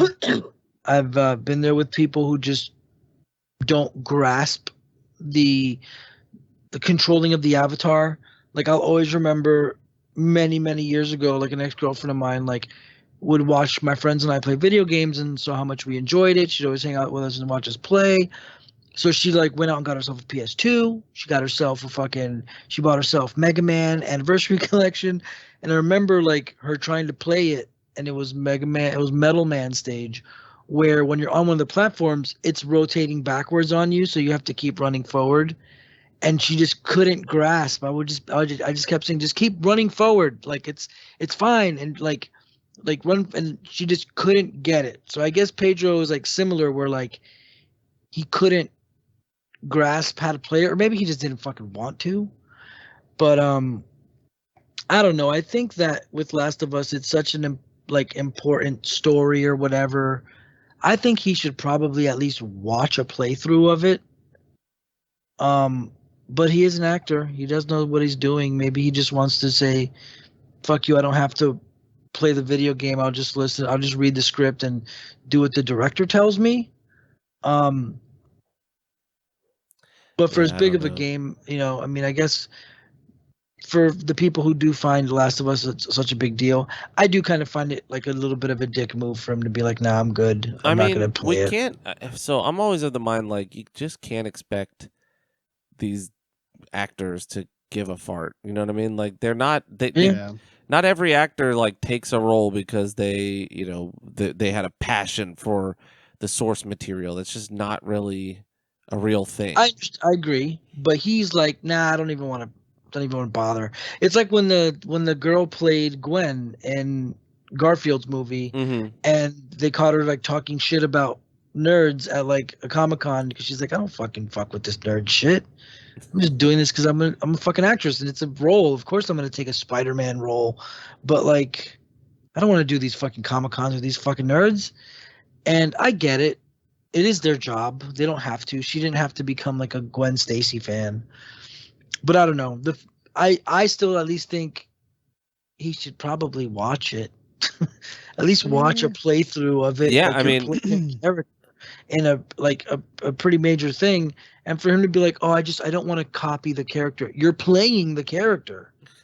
Like, yeah. what do you mean you don't want to Yeah, I copy mean, the I character? don't know his schedule. I don't know. There's a lot of factors, and for me personally, I mean, I don't, I don't necessarily know.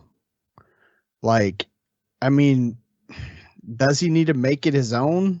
Like, I don't know the character enough to like judge on that. You know what I He's mean? just like, yeah, Joel's just like an everyman. That's the whole point. Yeah, I get that, but like, is the story they're gonna do with Joel in the series even gonna match the story they did in the games? Like, does his Joel need to be the Joel of his story, not the story that's in the games? You know what I Yeah, mean? no, and yeah. I'm not here to like. I'm not arguing with you. That's what I'm saying. Like, Joel's not someone that's like this. He's just like a father figure. Like he He just really is is. He's a just like middle protective American dad. father guy. Yeah, it's not like Mm. this like Texas dad. Yeah. this iconic character. It's not like the Joker, right? Where like they do their own takes on the Joker or whatever, but like we all have this like baseline that you're like it's the Joker. He has to be Yeah. XYZ. This is just like generic dude who is a dad. Okay. Really, not even a dad, but he becomes a father figure. So does he need the playthrough then? Not really. I don't know. I just think that I don't know. I personally think it's really not that much to ask for somebody to watch the source material for something they're going to be paid. I think this is going to be the most expensive TV show ever. know what I we think need? they're beating the Lord of the Rings shit. Say again? You know what we need is people like these companies to start hiring different people. I was just looking and I realized Oscar Isaac was in fucking X-Men Apocalypse. Fucking Mm-hmm. everybody's in everything. Like, dude, there's got to be actors just chomping at the bit who are better than these. And Oscar Isaac's fantastic. I'm not here to say he's not, but I'm just like, it's like star power isn't everything, especially when you're building shit like this. Like Last of Us, find a guy that looks like fucking Joel who can act. It's not hard. He's like an everyman. Why does it have to be Pedro Pascal, who's also a great actor? But like, why? You know what would have been the thing? Get a guy who's hungry to play fucking Joel and then start a series and make him famous. Pay him nothing, like pay him barely anything, and then let his fucking life change. I just don't get why we have to have like star power attached to everything. Movies, okay, right? Movies kind of live on star power in some way, right? But even them, like at this point in history, it's like, why are we still just like the same 5 people have to be in every movie? Fucking Scarlett Johansson has to play everybody, regardless of who they are. Like, why? Why? Yeah, I mean, things are changing. Now that everybody has smartphones and everybody can potentially be famous and shit, and we really don't need the celebrity anymore. Like, I work in Miami. I see women every day who look like the super famous women that, like, I see why, like, in the 90s and shit, we idolized like superstars, because nobody looked like that, and it was like foreign. And now it's available everywhere. Like, it's not special anymore to look like they all look the same. Like, and I'm not just talking about like pretty women in Miami. I'm saying like people of whatever arc they're trying to portray literally have the same face. Yeah. They literally go to the same doctors and literally say, give me the same nose that you've given to 500 people every year for the last 10 years. Give me the same cheek structure, face structure, clothing style, whatever. Like, it's not that special. The era of the celebrity, I like, should be dying down, but it's like not. It's very strange that I don't know how people are, like, when I was a kid, like a young teenager and shit, and I was like idolizing bands. Yeah. Sorry, it's the back when I was a kid. Well, yeah, I mean, like when I like idolized like bands, they were like more than human. Like when I was 13 and I would listen to like Metallica or some shit, they were literally, it was like, holy shit, dude. Like, these people are like, they're larger than life and shit. And I guess it is because we're also getting older, but like looking now and seeing like that people are just, I don't know, like this thing that they're just fucking people, but like it's still people who do incredible things are incredible. Like, Conor McGregor, I think, is younger than all of us. I think he's probably your age, James, or some shit. I think he's younger than I think you he's and like I, 32. Aaron. And that dude has literally done some of the craziest shit in the world. Fine. But then, like, other people who are, like, world famous for doing fucking nothing. They're just normal idiots who got lucky and fine luck and circumstance and hard work sometimes, whatever. But, like, the whole idea of, like, celebrity and, like, we have to get Oscar Isaac. It's like, no, dude, you've already seen that, like, it doesn't fucking matter. Just, like you said, get somebody who really wants to play it, not someone who's just going to take it because, of course, they're going to take it. Yeah. Of course. Like, something that was happening a couple years ago that I kept getting so annoyed of is every other week, some fucking B or C list actor that did something big 10 years ago was releasing a statement saying, oh, I would love to play insert Marvel characters. Of course you would love to play a Marvel character, because every one of them gets 1, 2, or 3 fucking movies. You get millions of dollars, and you get shoehorned into a pantheon of gods, basically the new gods. These are like the new Greek Roman gods. Like, these characters, it's like 500 years from now, like, that's what Stan Lee and comic book writers have done, is create a new pantheon of fucking gods. Of course you do. No one is surprised that, like, I don't know, such and such actor wants to play Cable in a Marvel movie. Oh, really? You do? You want to play Cable? Like, son of Cyclops and Jean Grey? Of course you want to play Cable, you fucking dipshit. So it does get a little bit annoying seeing that. Yeah, I didn't realize Oscar Isaac, he was fucking Apocalypse. Mm-hmm. Like, Yeah, they should have a clause that says you can only play one character. Like, how many of these people are on double, triple duty? Look at Thanos, Cap, Thanos, Cable, um, what's his name? Guy Killer, Black Panther's enemy, Killmonger. Killmonger. Yeah. But yeah, whatever. I mean, yeah, I guess it's okay. Just put Oscar Isaac as Joel, and what's the other guy's name? Pedro Pascal can play Ellie or whatever. That actually Yeah, might be interesting. It's just a weird one. I just don't get it. Yeah. So another one, just a rumor, but it seems to be like a substantial rumor. Xbox is possibly going to be merging Game Pass and Xbox Gold into one platform. I think that's self-explanatory. Obviously, why wouldn't they want to do that instead of having separate platforms for their shit? Just merge it all into one. I think all these companies pretty much in the end want to just eventually just be giant subscription services that we're all subscribed to.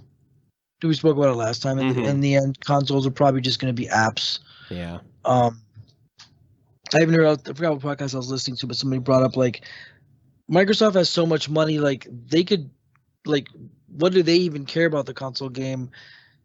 They probably in the end will probably just be like, oh, we'll put Game Pass on everything. If Nintendo would let them and Sony would let them, they'd probably be like, just put Game Pass on your systems and let us fucking make money that way, and they'll still be the trillion-dollar company that they are.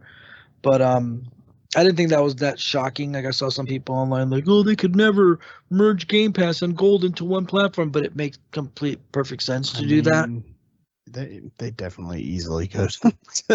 Yeah. I mean, most people already get the Xbox Ultimate thing anyway, which gives you both. So I mean, it's like, yeah. So I think that wouldn't be such a bad idea. Another quick one: Gran Turismo 7, worst Sony first-party game launch in history, at least reception-wise. Worst received Sony game of all time due to their predatory actions of releasing the game with horrible transactions and really, really terrible currency earning, just really bad like currency ratio earning shit. They have fixed it. So the game now works. Like 1 hour of regular gameplay time, you can earn the amount of credit they were originally charging you like $20 for. So playing the game actually works now. You can. I'm sure that they're really, really. Did they back credit it all on that? They started everyone. They're starting everybody with 1 million, so everybody gets 1 million credits, and then the way to earn credits now is a lot more forgiving. So they had done. It was really impossible before to earn credits, and it was really, really predatory and really terrible. And they had fixed it. Now it works like a Gran Turismo game, and now it's great. But it's kind of like what I was thinking about the Cyberpunk thing earlier. It's a bummer. They fucked it up already. Everyone's already still thinking, man, you guys were assholes for doing that. Right. So if they hadn't had done that, I would probably have that game. Probably wouldn't play it very much, but they still would have got $80 out of me. But they fixed it. So if you're interested in Gran Turismo and you stayed away because you heard about that predatory shit, have no fear. They have gone and fixed it. Speaking of racing games, pretty awesome news. The new Need for Speed game, which is being made by Criterion, which is the team that did Burnout, as well as the team that did Hot Pursuit, is going to be current gen only. So PS5, Xbox Series X only, which is, I think, great news. A lot of people are saying that may hinder their sales and stuff, and why would they do that? But I'm super stoked because it means that they don't have to dial it back and give us a dated game. I personally do like Need for Speed a lot. I'm getting back into racing games again since I told you I was playing Grid. So I'm looking forward to playing whatever that is, or at least seeing what it is, because I really do enjoy the Need for Speed games a lot. And the last one, Heat, was very, very good. I really enjoyed that. So knowing that the new Need for Speed game is going to be for current gen only is pretty awesome, and I'm stoked about that. Capcom Arcade Stadium 2 has been announced, which it's cool. Like there's Capcom Arcade Stadium's something that's available on all consoles right now, which is basically an arcade emulator for a bunch of their old arcade games, which is pretty awesome. And the second installation of that is going to be coming out with 32 games on it, 32 new classic games, and we don't know what those games are yet. But I just wanted to throw that out there so anybody who's interested in Capcom knows that will be out there. I told you a bunch of these are just quick ones. Yeah. So this Kingdom Hearts 4 thing, Kingdom Hearts 4 is announced. So this kind of like conspiracy theory that Kingdom Hearts 4 takes place in Final Fantasy Versus 13. Now Tetsuya Nomura made Kingdom Hearts, and so Final Fantasy Versus 13 was fucking announced. I don't even know how like fucking long ago. 15 years ago. Super long. Yeah, super long ago, and then they eventually turned it into Final Fantasy 15. Now, when you're playing Kingdom Hearts 3, I'm paraphrasing all this. When you play Kingdom Hearts 3, the dinosaur is obsessed with this video game, and the video game is basically Final Fantasy Versus 13 or some shit like that. And I can't go into the whole thing because I don't know, and I don't want to paraphrase the entire theory, but there's a theory that Kingdom Hearts 4 is taking place within the world of that Tetsuya Nomura world, and he apparently he seems to be like in like normal proportions. He doesn't have Mickey feet. He looks normal, and we don't know what the game's gonna be like too much. It's like really realistic looking, like modern day. Yeah, it's a little weird. It looks pretty weird, but I believe like there was said once that like the only reason he looked like that in Kingdom Hearts was because he was a toy because he was in Toy Story World. He looked like Mickey because he was in Disney World or whatever. So I don't know. I mean, I still don't think Kingdom Hearts 5 so or 4. There's a video game in the game type of thing, like a game within a game like, that it is, and it points to that in some way. I forget what it was called. It's called like Virium Valexium. Yeah, I think that's Volva where he Voracious. is. Yeah, I think that's where Voracious he is.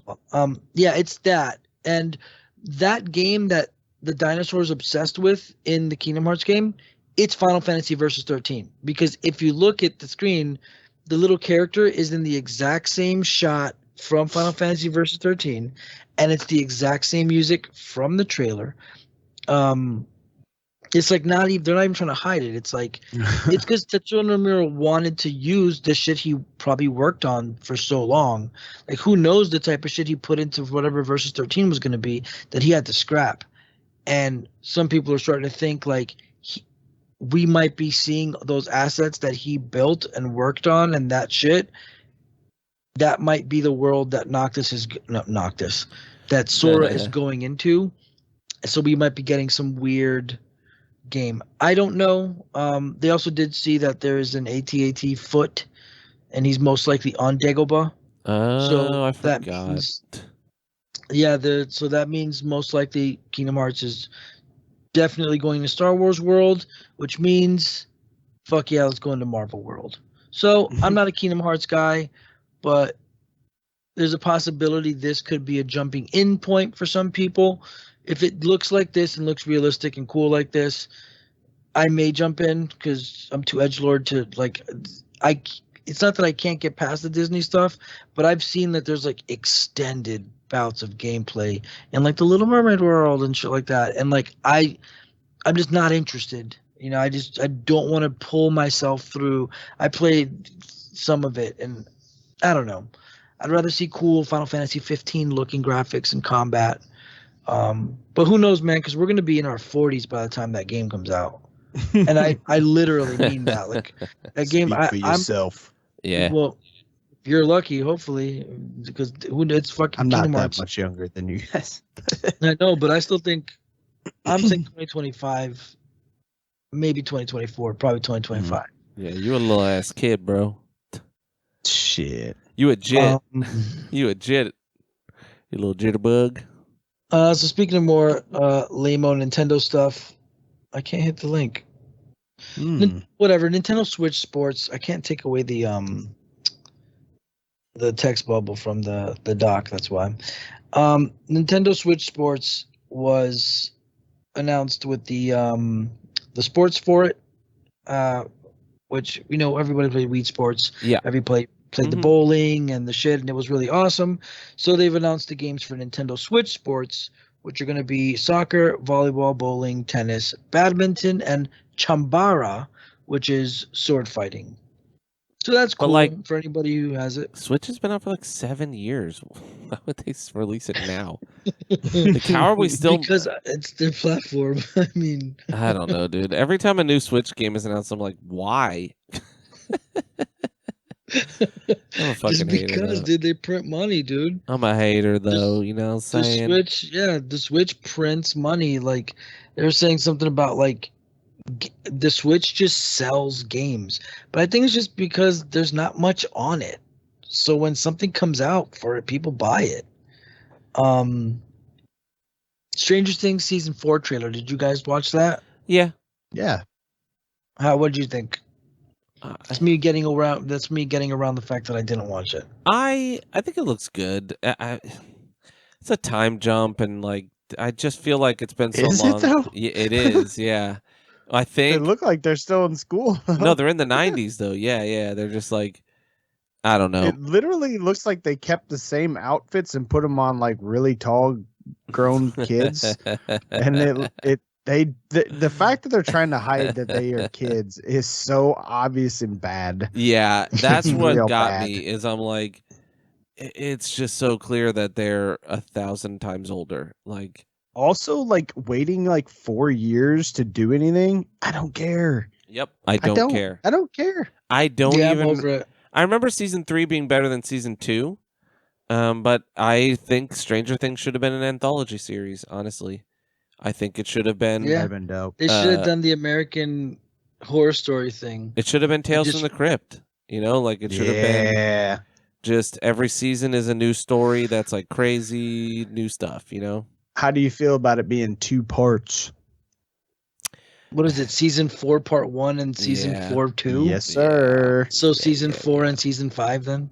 Yeah. Well, they're only like a month apart. I think it's just to let the hype, because they normally just dump everything at one time on Netflix. So you'll get all the part 1. Everybody will binge it, get hyped, and then part 2 will come out a month later, so that they get us for 2 months worth of paying for Netflix, basically. I don't know. Basically, yeah. They could have just never done anything again, and I would have been fine. But I guess I like the Freddy Krueger monster-looking guy. Yeah, he was cool. Oh, with the tentacles or whatever. Yeah, reminded me of. He looked cool like the horror main stuff. bad guy, the White Walker leader in. Yeah, or Swamp Thing. Yeah. That's funny. Or the Skeletor in Masters of the Universe. God, remember when they were like, he's awesome, and then Arya runs up and just stabs him once and he dies. Yeah. Yeah. So yeah, Stranger Things. Next news: GameStop now carries PCs and PC components. So that's neat. I think they should have been doing that. Yeah, I mean that's like 15 years too late. Here's what I have to say about that is no thanks. Yeah. Screw GameStop and them just trying to jump into the PC market because it's starting to boom a little bit more. By the by, no thanks. By the by, James, there's EVGA cards on Amazon at MSRP right now, or there were yesterday. Ooh, you could get a 3080 for $900. A 3080 FTW edition, not the TI. The TI is gonna be more, but yeah. Well, that's because they got the new cards coming out. They got a 3090 and then like a 3050. Yeah, I think the 3090 is probably gonna be gone. Yeah. Yeah. I don't want my computer can't. I would be fine with like a 3050. I would think a 3070 or above, and a 3070 you can get for like $700 right now. So. That's pretty cool. But yeah, they were up on the 50s for us poor people. Thank you very much. Yeah, right. You just bought a truck, dude. Trucks poor. I financed a truck. Well, poor people get trucks all the time, honestly. Poor people do get trucks all the time, and they drive them, and you're like, how do you have a truck? I can't afford it. And they hit people with bicycles, you know? And they go, hey, man, hey, you get out the way. Jump out in front of my fucking car, man. I just got this car. I was looking for a lawsuit to pay for this. Yeah. Oh, my back. You hit my car with your bike, and I can't feel myself. I just like fall out of the driver's seat. Oh God, he hurt me. Ow, help me. I can't feel my legs. He's running around. My neck hurts. He's running around. He's like, sir, you're on your legs. No. Wow, and they fall over. No, as you mentioned it, I was just falling. It was hurting bad. Yeah. Anyways. Another quick one. So Babylon's Fall, the Square Enix Platinum Games game that we spoke about, that was doing pretty bad. And then they were like, they had dropped below like 600 players. It was unheard of. And they came out and were like, we're still working on season 2. It's almost done, and we're not giving up. So apparently Babylon's Fall fell to 8 concurrent players on Steam the other day. Oh my God. 8 people at once. 8. So 8 it's safe years. It's safe to say that they could probably drop that. Like, you really got to think about that, man. Like, less than 10 people playing a major Squaresoft and Platinum Games game that released like a month ago. Jeez, like maybe 2 months tops. Yeah, that's like major studios, you know, like yes. Oof. That's a huge deal. And for it to drop down to, 8 players, and they're still like we're getting ready to drop season 2, and we're going to be working on season 3 into the summer. Jesus, dude. And season 2, bro. like, your game just came out like a month ago.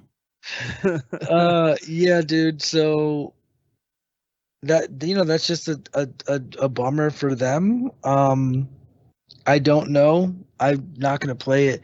It sucks. I mean, they're so committed, but it's so funny. They're literally keeping it alive for the dozen people who are playing it.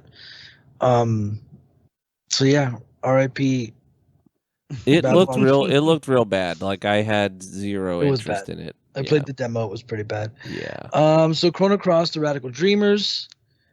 This one's pretty funny, which you posted it, and I was like, damn, that's kind of sad. Like, honestly, that's pretty sad, because you're saying it plays worse than the PS1 version.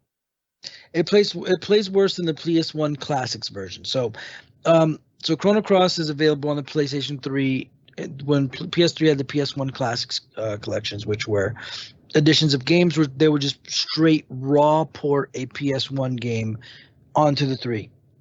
Meaning, like, man, like Chrono Trigger, like, you're getting like really shitty load times and everything. But so Chrono Cross, you can play it on the the PS1 Classic version. So apparently the Radical Dreamers version runs worse than the PS1 version when it comes to like frame rate, and the game just runs horribly. I don't know how you do that. I don't know what it is that they do to somehow. I don't know what it is that people are doing, because I'm not a tech guy. I don't know how gaming works. I don't know how emulation works. But somehow, in the process of trying to emulate that game into this new version, it runs worse. Well, there's a reason they didn't port a lot of stuff, and I think that's why, right? Like, I think it's like not everything works. Yeah. Not everything works properly. Like, the PS3, the problem was the cell processor. Mm-hmm. They'd have to rebuild they'd have to like port every game one at a time. So so a lot of people said, fuck this, I'm just gonna boot up my PS3 and I'm gonna go play my Chrono Cross on my PS3, which that's where I have it. Now, if you try to go back and play Chrono Cross on your PS3, you no longer have the license for it, because the license expired in 1969. Obviously, that's some weird error. So people thought, oh, shady business here. They knew they were re-releasing the Chrono Cross, so they went and changed the source code in the PS3 so people couldn't play the ones that they have. Apparently, that's not true. It's happened with a a bunch of those games, just a timing coincidence that it happened. I don't know if I believe it or not. I think they might have done that. Seems pretty perfectly calculated, but apparently the whole thing with the license is not working. I don't know if it's been fixed yet or not, but that was a mistake. But yeah, apparently Chrono Cross Radical Dreamers is running pretty bad. It's still playable if you want to play it. I mean, it's a PS1 game, so it's going to be kind of hiccupy anyways. It's like when people complain and cry like, this game's only running at 68 frames, not 85, not 120. Like, I'm sure it's good. It's probably choppy and bullshit, but you're playing a fucking PS1 role-playing game. It's not like you're playing Apex and you need your frame rate to be good. Yeah. Yeah. So yeah, RIP Chrono Cross. Some cool movie stuff. So Witcher 3 gets its director and writer. No, Witcher 3. Ghost of Tsushima. I was like, wait, what? I'm looking at all the news at once. So Ghost of Tsushima gets its writer and director, and it's being directed by the guy who did, I believe, John Wick. Correct. Yeah. And Did it's being also. Oh, go ahead. no, go ahead. I was just gonna say, did you see that they stopped any updates on that game? Well, they completed the updates. They put their final update out, and they're like, "We're done. Yeah, the game is complete. Like no more new Oh stuff. yeah. Well, yeah. They put out Legends, which was the co-op expansion, and then they put out like a new island DLC expansion. They did the director's cut expansion, which added all the filters and the language stuff. So yeah, they've completed Ghost of Tsushima, so it's done now, and now they're working on whatever the next game is, which is Ghost of Tsushima 2, obviously. But yeah, so they've got their director is Chad. Go ahead, Aaron Stelsky. I have no idea. Stelsky. I did. It's the guy it's the director for John Wick. Hold on. And I'm trying to see who the writer was, because he is the guy that is directing it. But I forgot that the writer did some other shit. It's films. John Wick was Chad Stileski. I wonder if he did all three. That's a good question. Let's see. Yeah, it looks like he directed. Stahelski. When is the fourth one coming out? I don't know. Let's see. For some reason, I thought it was coming out when The Matrix was, and then it just like wasn't anymore. Maybe people were sad. Oh, Chapter 4. Let's see. Chapter 4 was originally set for release on May 21st of 2021, but they pushed it back due to the pandemic and Matrix, which, like, God, why? Yeah. Filming started in June 28th of 2021. In October, they officially wrapped. Oh, okay. Cool. So it looks like the film's release date was pushed back till May 27th of 2022, and then December 2021 they delayed it again till March 24th of 2023. And this is John Wick 4 you're talking about, right? Yeah. Yeah. Okay. But yeah, so the John Wick guy is going to be directing Ghost of Tsushima, which is pretty neat. I mean, I personally think, I didn't beat Ghost of Tsushima, so I don't know if anything changed, but it was pretty much just a run-of-the-mill hero story. It'll just be like a cool Japanese samurai movie, I guess. It's kind of like Grid, where it's cool and it looks really nice, but there's nothing really too exciting about it. Think they'll cast Tom Cruise as the main character? No, they'll probably cast. It'll be Scarlett Johansson. Japanese guy. It was more of Last Samurai kind of. Last Samurai is a great movie, but yeah. That movie's awesome. I just watched it recently. Two more brand new news that just dropped today. Same guy is going to be directing a Streets of Rage movie. Because Paramount noticed, so Paramount wanted to make a Streets of Rage movie in 2016, but there was just for some reason they didn't. they probably thought we're gonna waste money. So after they see the success of Sonic the Hedgehog, now they're all about it. So they're like, hey, fuck it, let's make another Sega property movie. So they're going to be pulling trigger and going ahead and making a movie based on Streets of Rage. That's super awesome. No, but it's being headed by Derek Kolstad, who's the creator of John Wick. So not the same director, but the guy who created the John guy Wick who created the character and the world. Yeah. That makes sense. Yeah. So that guy's going to be heading a Streets of Rage movie, which is pretty awesome because Streets of Rage is a very cool game, and it's just a general crime story. You know, there's going to be crime lord, hero guys, beat 'em up. So I think that's really neat. That's pretty awesome. It's just really strange that I never bothered to go see Sonic. I hear they're great. I played them growing up. Yeah, But I watched the first one. It was pretty good. the second one's supposed to be Yeah. supposed to be great, but I just don't. Maybe I'm just a buzzkill. I don't really. The movies like that aren't for me anymore. Like I don't really have a lot of fun watching. Like I don't know. Like I don't. I think I'd want to maybe check it out, but when I saw the trailer for Sonic and the whole thing with that weird looking actor guy and like the fact that they had to make it like modern day, like the fact that they couldn't just make a fucking movie that takes place in Sonic World, and they had to make it like he's on Earth was a little weird.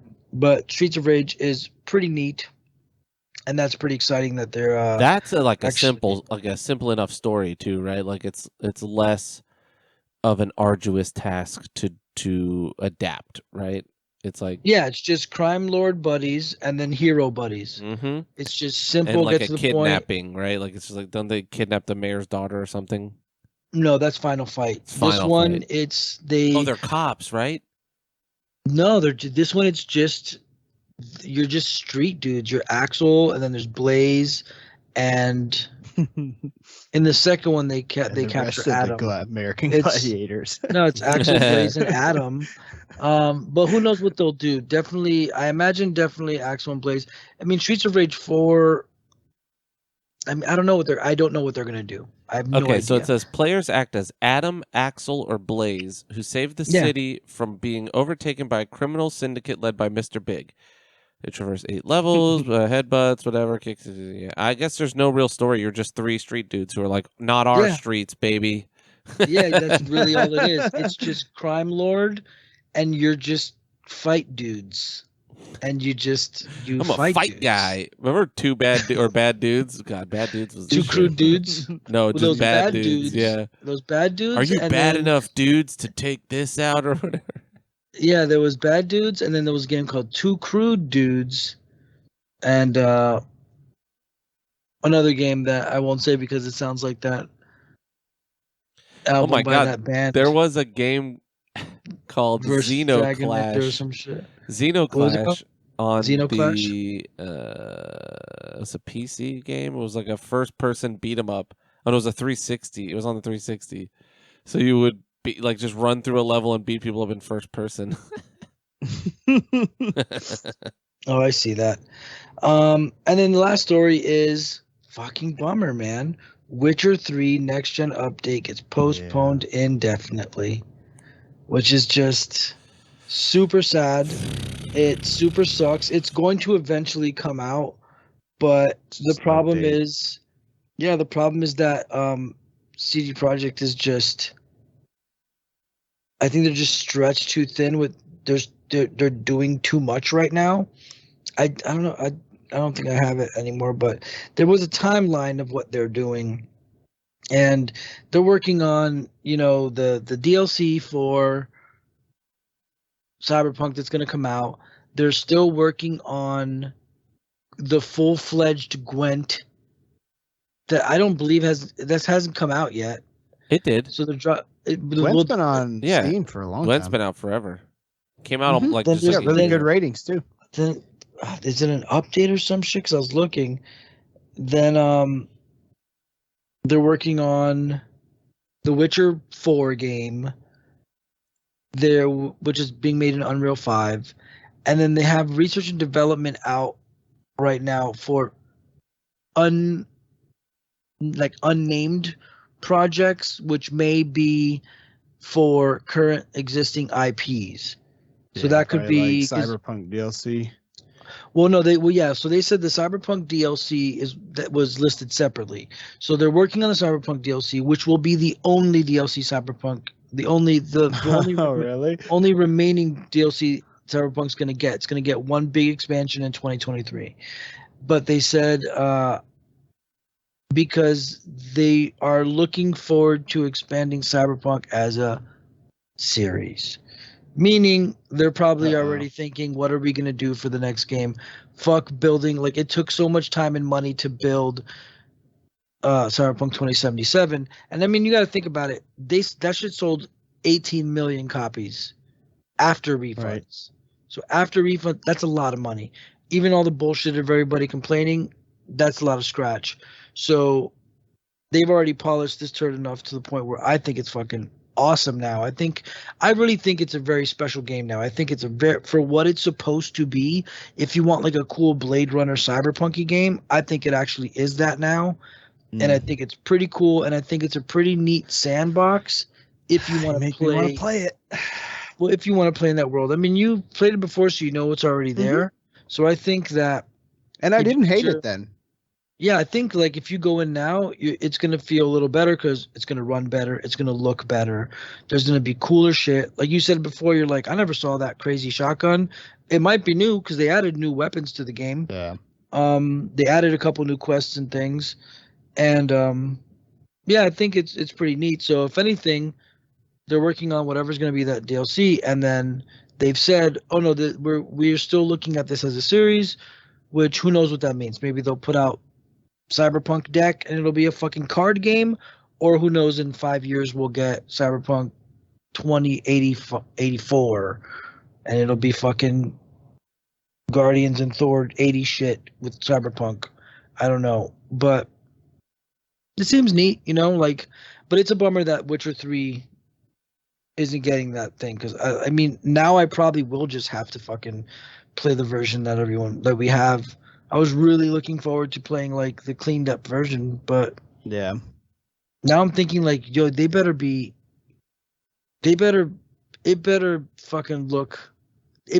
something different. I don't know, like if you're making us wait this long and all this shit for just a damn clean up next gen version of Witcher 3. They already announced that they were doing additional DLC with it. Yeah, that's what I'm saying. Like, but it better be more than just like a new 15 hours of DLC. Like, what's going on? Like, it's been out for a long time, and they keep like pushing it back. I hope it looks. I don't know. I don't know, man. You can only do so much. Yeah, but like this game has been out for. They don't have to do anything to it, really. They can leave it alone. They've sold over 40 million copies of that game. And I know. So this is what sell games. Yeah. What the fuck do they need to do to it? Like, just why did they bother with we're gonna remaster it for PlayStation 5 and Xbox One? No, I'd rather them just leave it alone. Just leave it alone and put the DLC out. If you guys get around to doing the remaster at some point, don't even announce it. Just put it out whenever if you do and decide to do it. They've been updating the graphics and stuff periodically, though, along with the aging of it. So I mean, the game is yet to like stop being updated. Like there's a character in the game that literally like says something about meeting you, or like was gonna wait for like 7 years on something, and the game has been out 7 years, and that character was like, you can go find her dead because I saw that something in the story. Like they always are still updating that game. But I don't know. I stand by it being one of the greatest games of all time, and I just don't know that they really need to like put this bad stink on it. Yeah. Like just leave it. Yeah. It's almost like with this delay for the update, they're bringing some of that weird cyberpunk fuck up stink into The Witcher, and just leave it alone. But But that was our big news gamut to run through. Any questions? We only got one question, really. No, not really. We got Nana wrote in saying he looking forward to hearing what you guys thought about the Love and Thunder teaser trailer. Hope you're well. Love, love, love. And so we did. We spoke about it. Yeah, I'm sure Nana's with me. I feel like he's a MCU pony as well. Yeah. Which I still think it looks cool and it looks funny. Mm-hmm. Like when he's like, "Oh, you look at the ones you love." It looks like a Marvel movie. He's trying to move his face, and I was like, "Oh, this is going to be funny and heartfelt." It's just like I'm just being an asshole about the damn. I fucking hate Guns N' Roses, and I also like when I hear I don't know, just using music that is going to work annoys me because I'm a fucking curmudgeon. Like the whole music thing in Guardians, I fucking hated it. I hated every one of the. I hated it because when I hear it, I'm like, of course, it's like cheating, bro. Of course, it's gonna fucking work. It's just it's I don't know, but I don't hate it and think it's bad. It's still cool and it's gonna be cool and fun. I'm just salty because I just think it's cheap. But it works and it's good and it's just not for me. It's for people who want to have fun, have a good time, and a little more I'm a little more curmudgeonly, you know. I don't want to hey ho what's the like, you know, like I'm not like fuck, even though it is fun, you know, but I'm an asshole. And then Jean-Claude F says Horizon Forbidden West, maybe. I don't know, man. Probably eventually. And we've talked about it last time. I just think that Elden Ring really fucked it up, and I just have no interest. Every now and then I almost buy it because it does look cool, and I will eventually play it. But unfortunately, just the rumblings of like, you know, like, oh, she tells you what to do, and also just like the fact that I know it's going to be so direction heavy and like narrative heavy, and the fact that the quest guy who worked on the quest whatever was such a butthurt dweeb to Elden Ring makes me think like, oh great, I'm gonna play his game and it's going to be so painfully hand-holdy that it's going to annoy me. But I do know that the core gameplay and the graphics are going to be awesome. It's going to be really cool stealth hunting combat, which I really do like the hunting combat. I would definitely recommend it if it's on sale, James. It's a really cool game. It's like a really cool monster hunting game. But I think I only got the first one on PC right now. Yeah, that's what I'm saying. Play the first. The first one's great. The first one's awesome. Super cool story. It's a cool idea. And the gameplay is just super awesome, man. I'm telling you, the first time you fight the Thunderbird is really, really neat. So I will eventually get to it. I just don't know if I want to pay $90 for it right now. Gotcha. And that's it. We did it. We made it pretty much by 10 o'clock. Made it. It's time to duel. And by that I mean end the podcast. Yeah, we Jesse's been streaming pretty much full time. You sometimes see me, sometimes see James, but it's a lot of Jesse right now. Check us out, Nerds the Podcast. Well, twitch.tv/Nerds the Podcast. Go there, watch us play video games. Everywhere Instagram else is Nerd Podcast. Yeah, everywhere else we're Nerds the Podcast, except for that Instagram, which is Nerd Podcast. There's not much going on there, but you've been updating. I kind of been not posting. My bad. It's so good. I'll get on there. Life happens, bro. Life finds a way. Yeah, I'm a sad boy, and it was just in a bad funk for a minute, so I wasn't really willing to stream or really putting any effort into anything because I'm just like that. So, well, you almost ran over a civilian, so it's okay. I understand. Yeah, that made me feel better though. So you almost GTA'd in real life. No, yeah, we've all been there, dude. there's periods of time where Jesse and I both stopped streaming, for a week or two or whatever, just because you just get like in a funk, man. But yeah, and I've also been messing around with like audio stuff, trying to get my audio squared up for the streaming part, and I finally got it all figured out, I think, pretty well the way I want it. So I should be able to start streaming again here soon. Not that anybody gives a shit because I've been playing Apex. So but I was telling him, like, Word. people like watching that, because he's good at it. It's not as fun to watch me because I'm just like pissed off and sucking.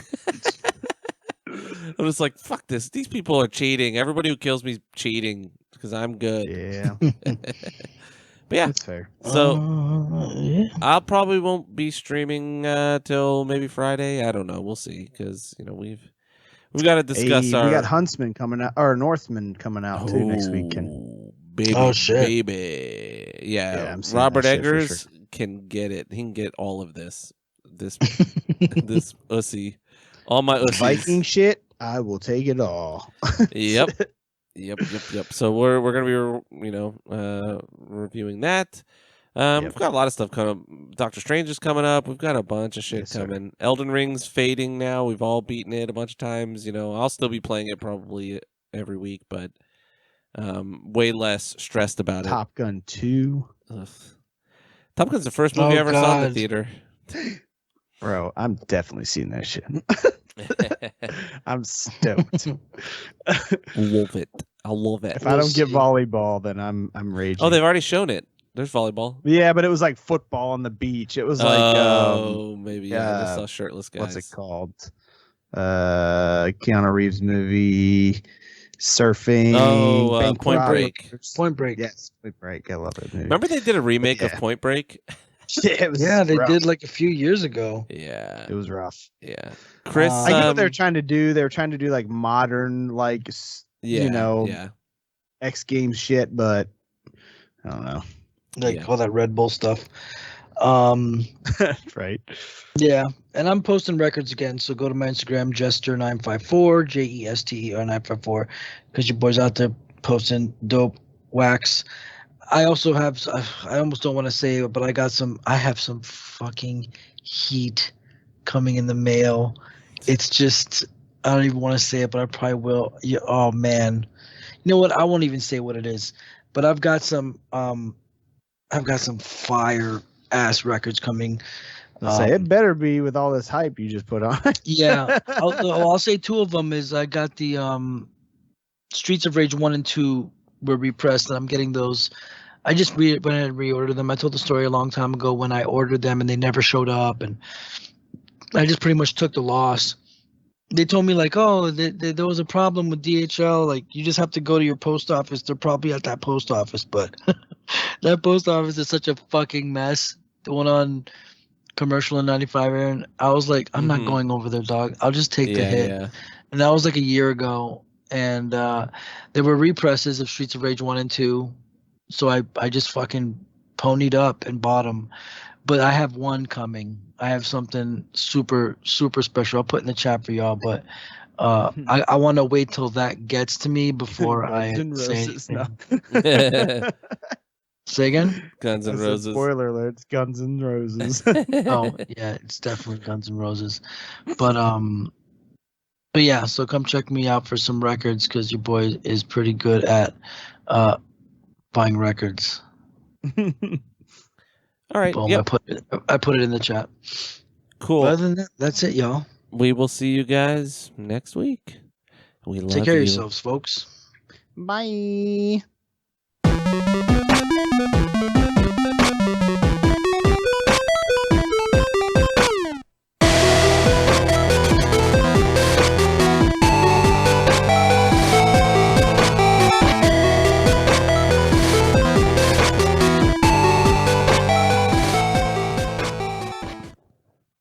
We did it. We did it. Man, we on them long episodes, baby.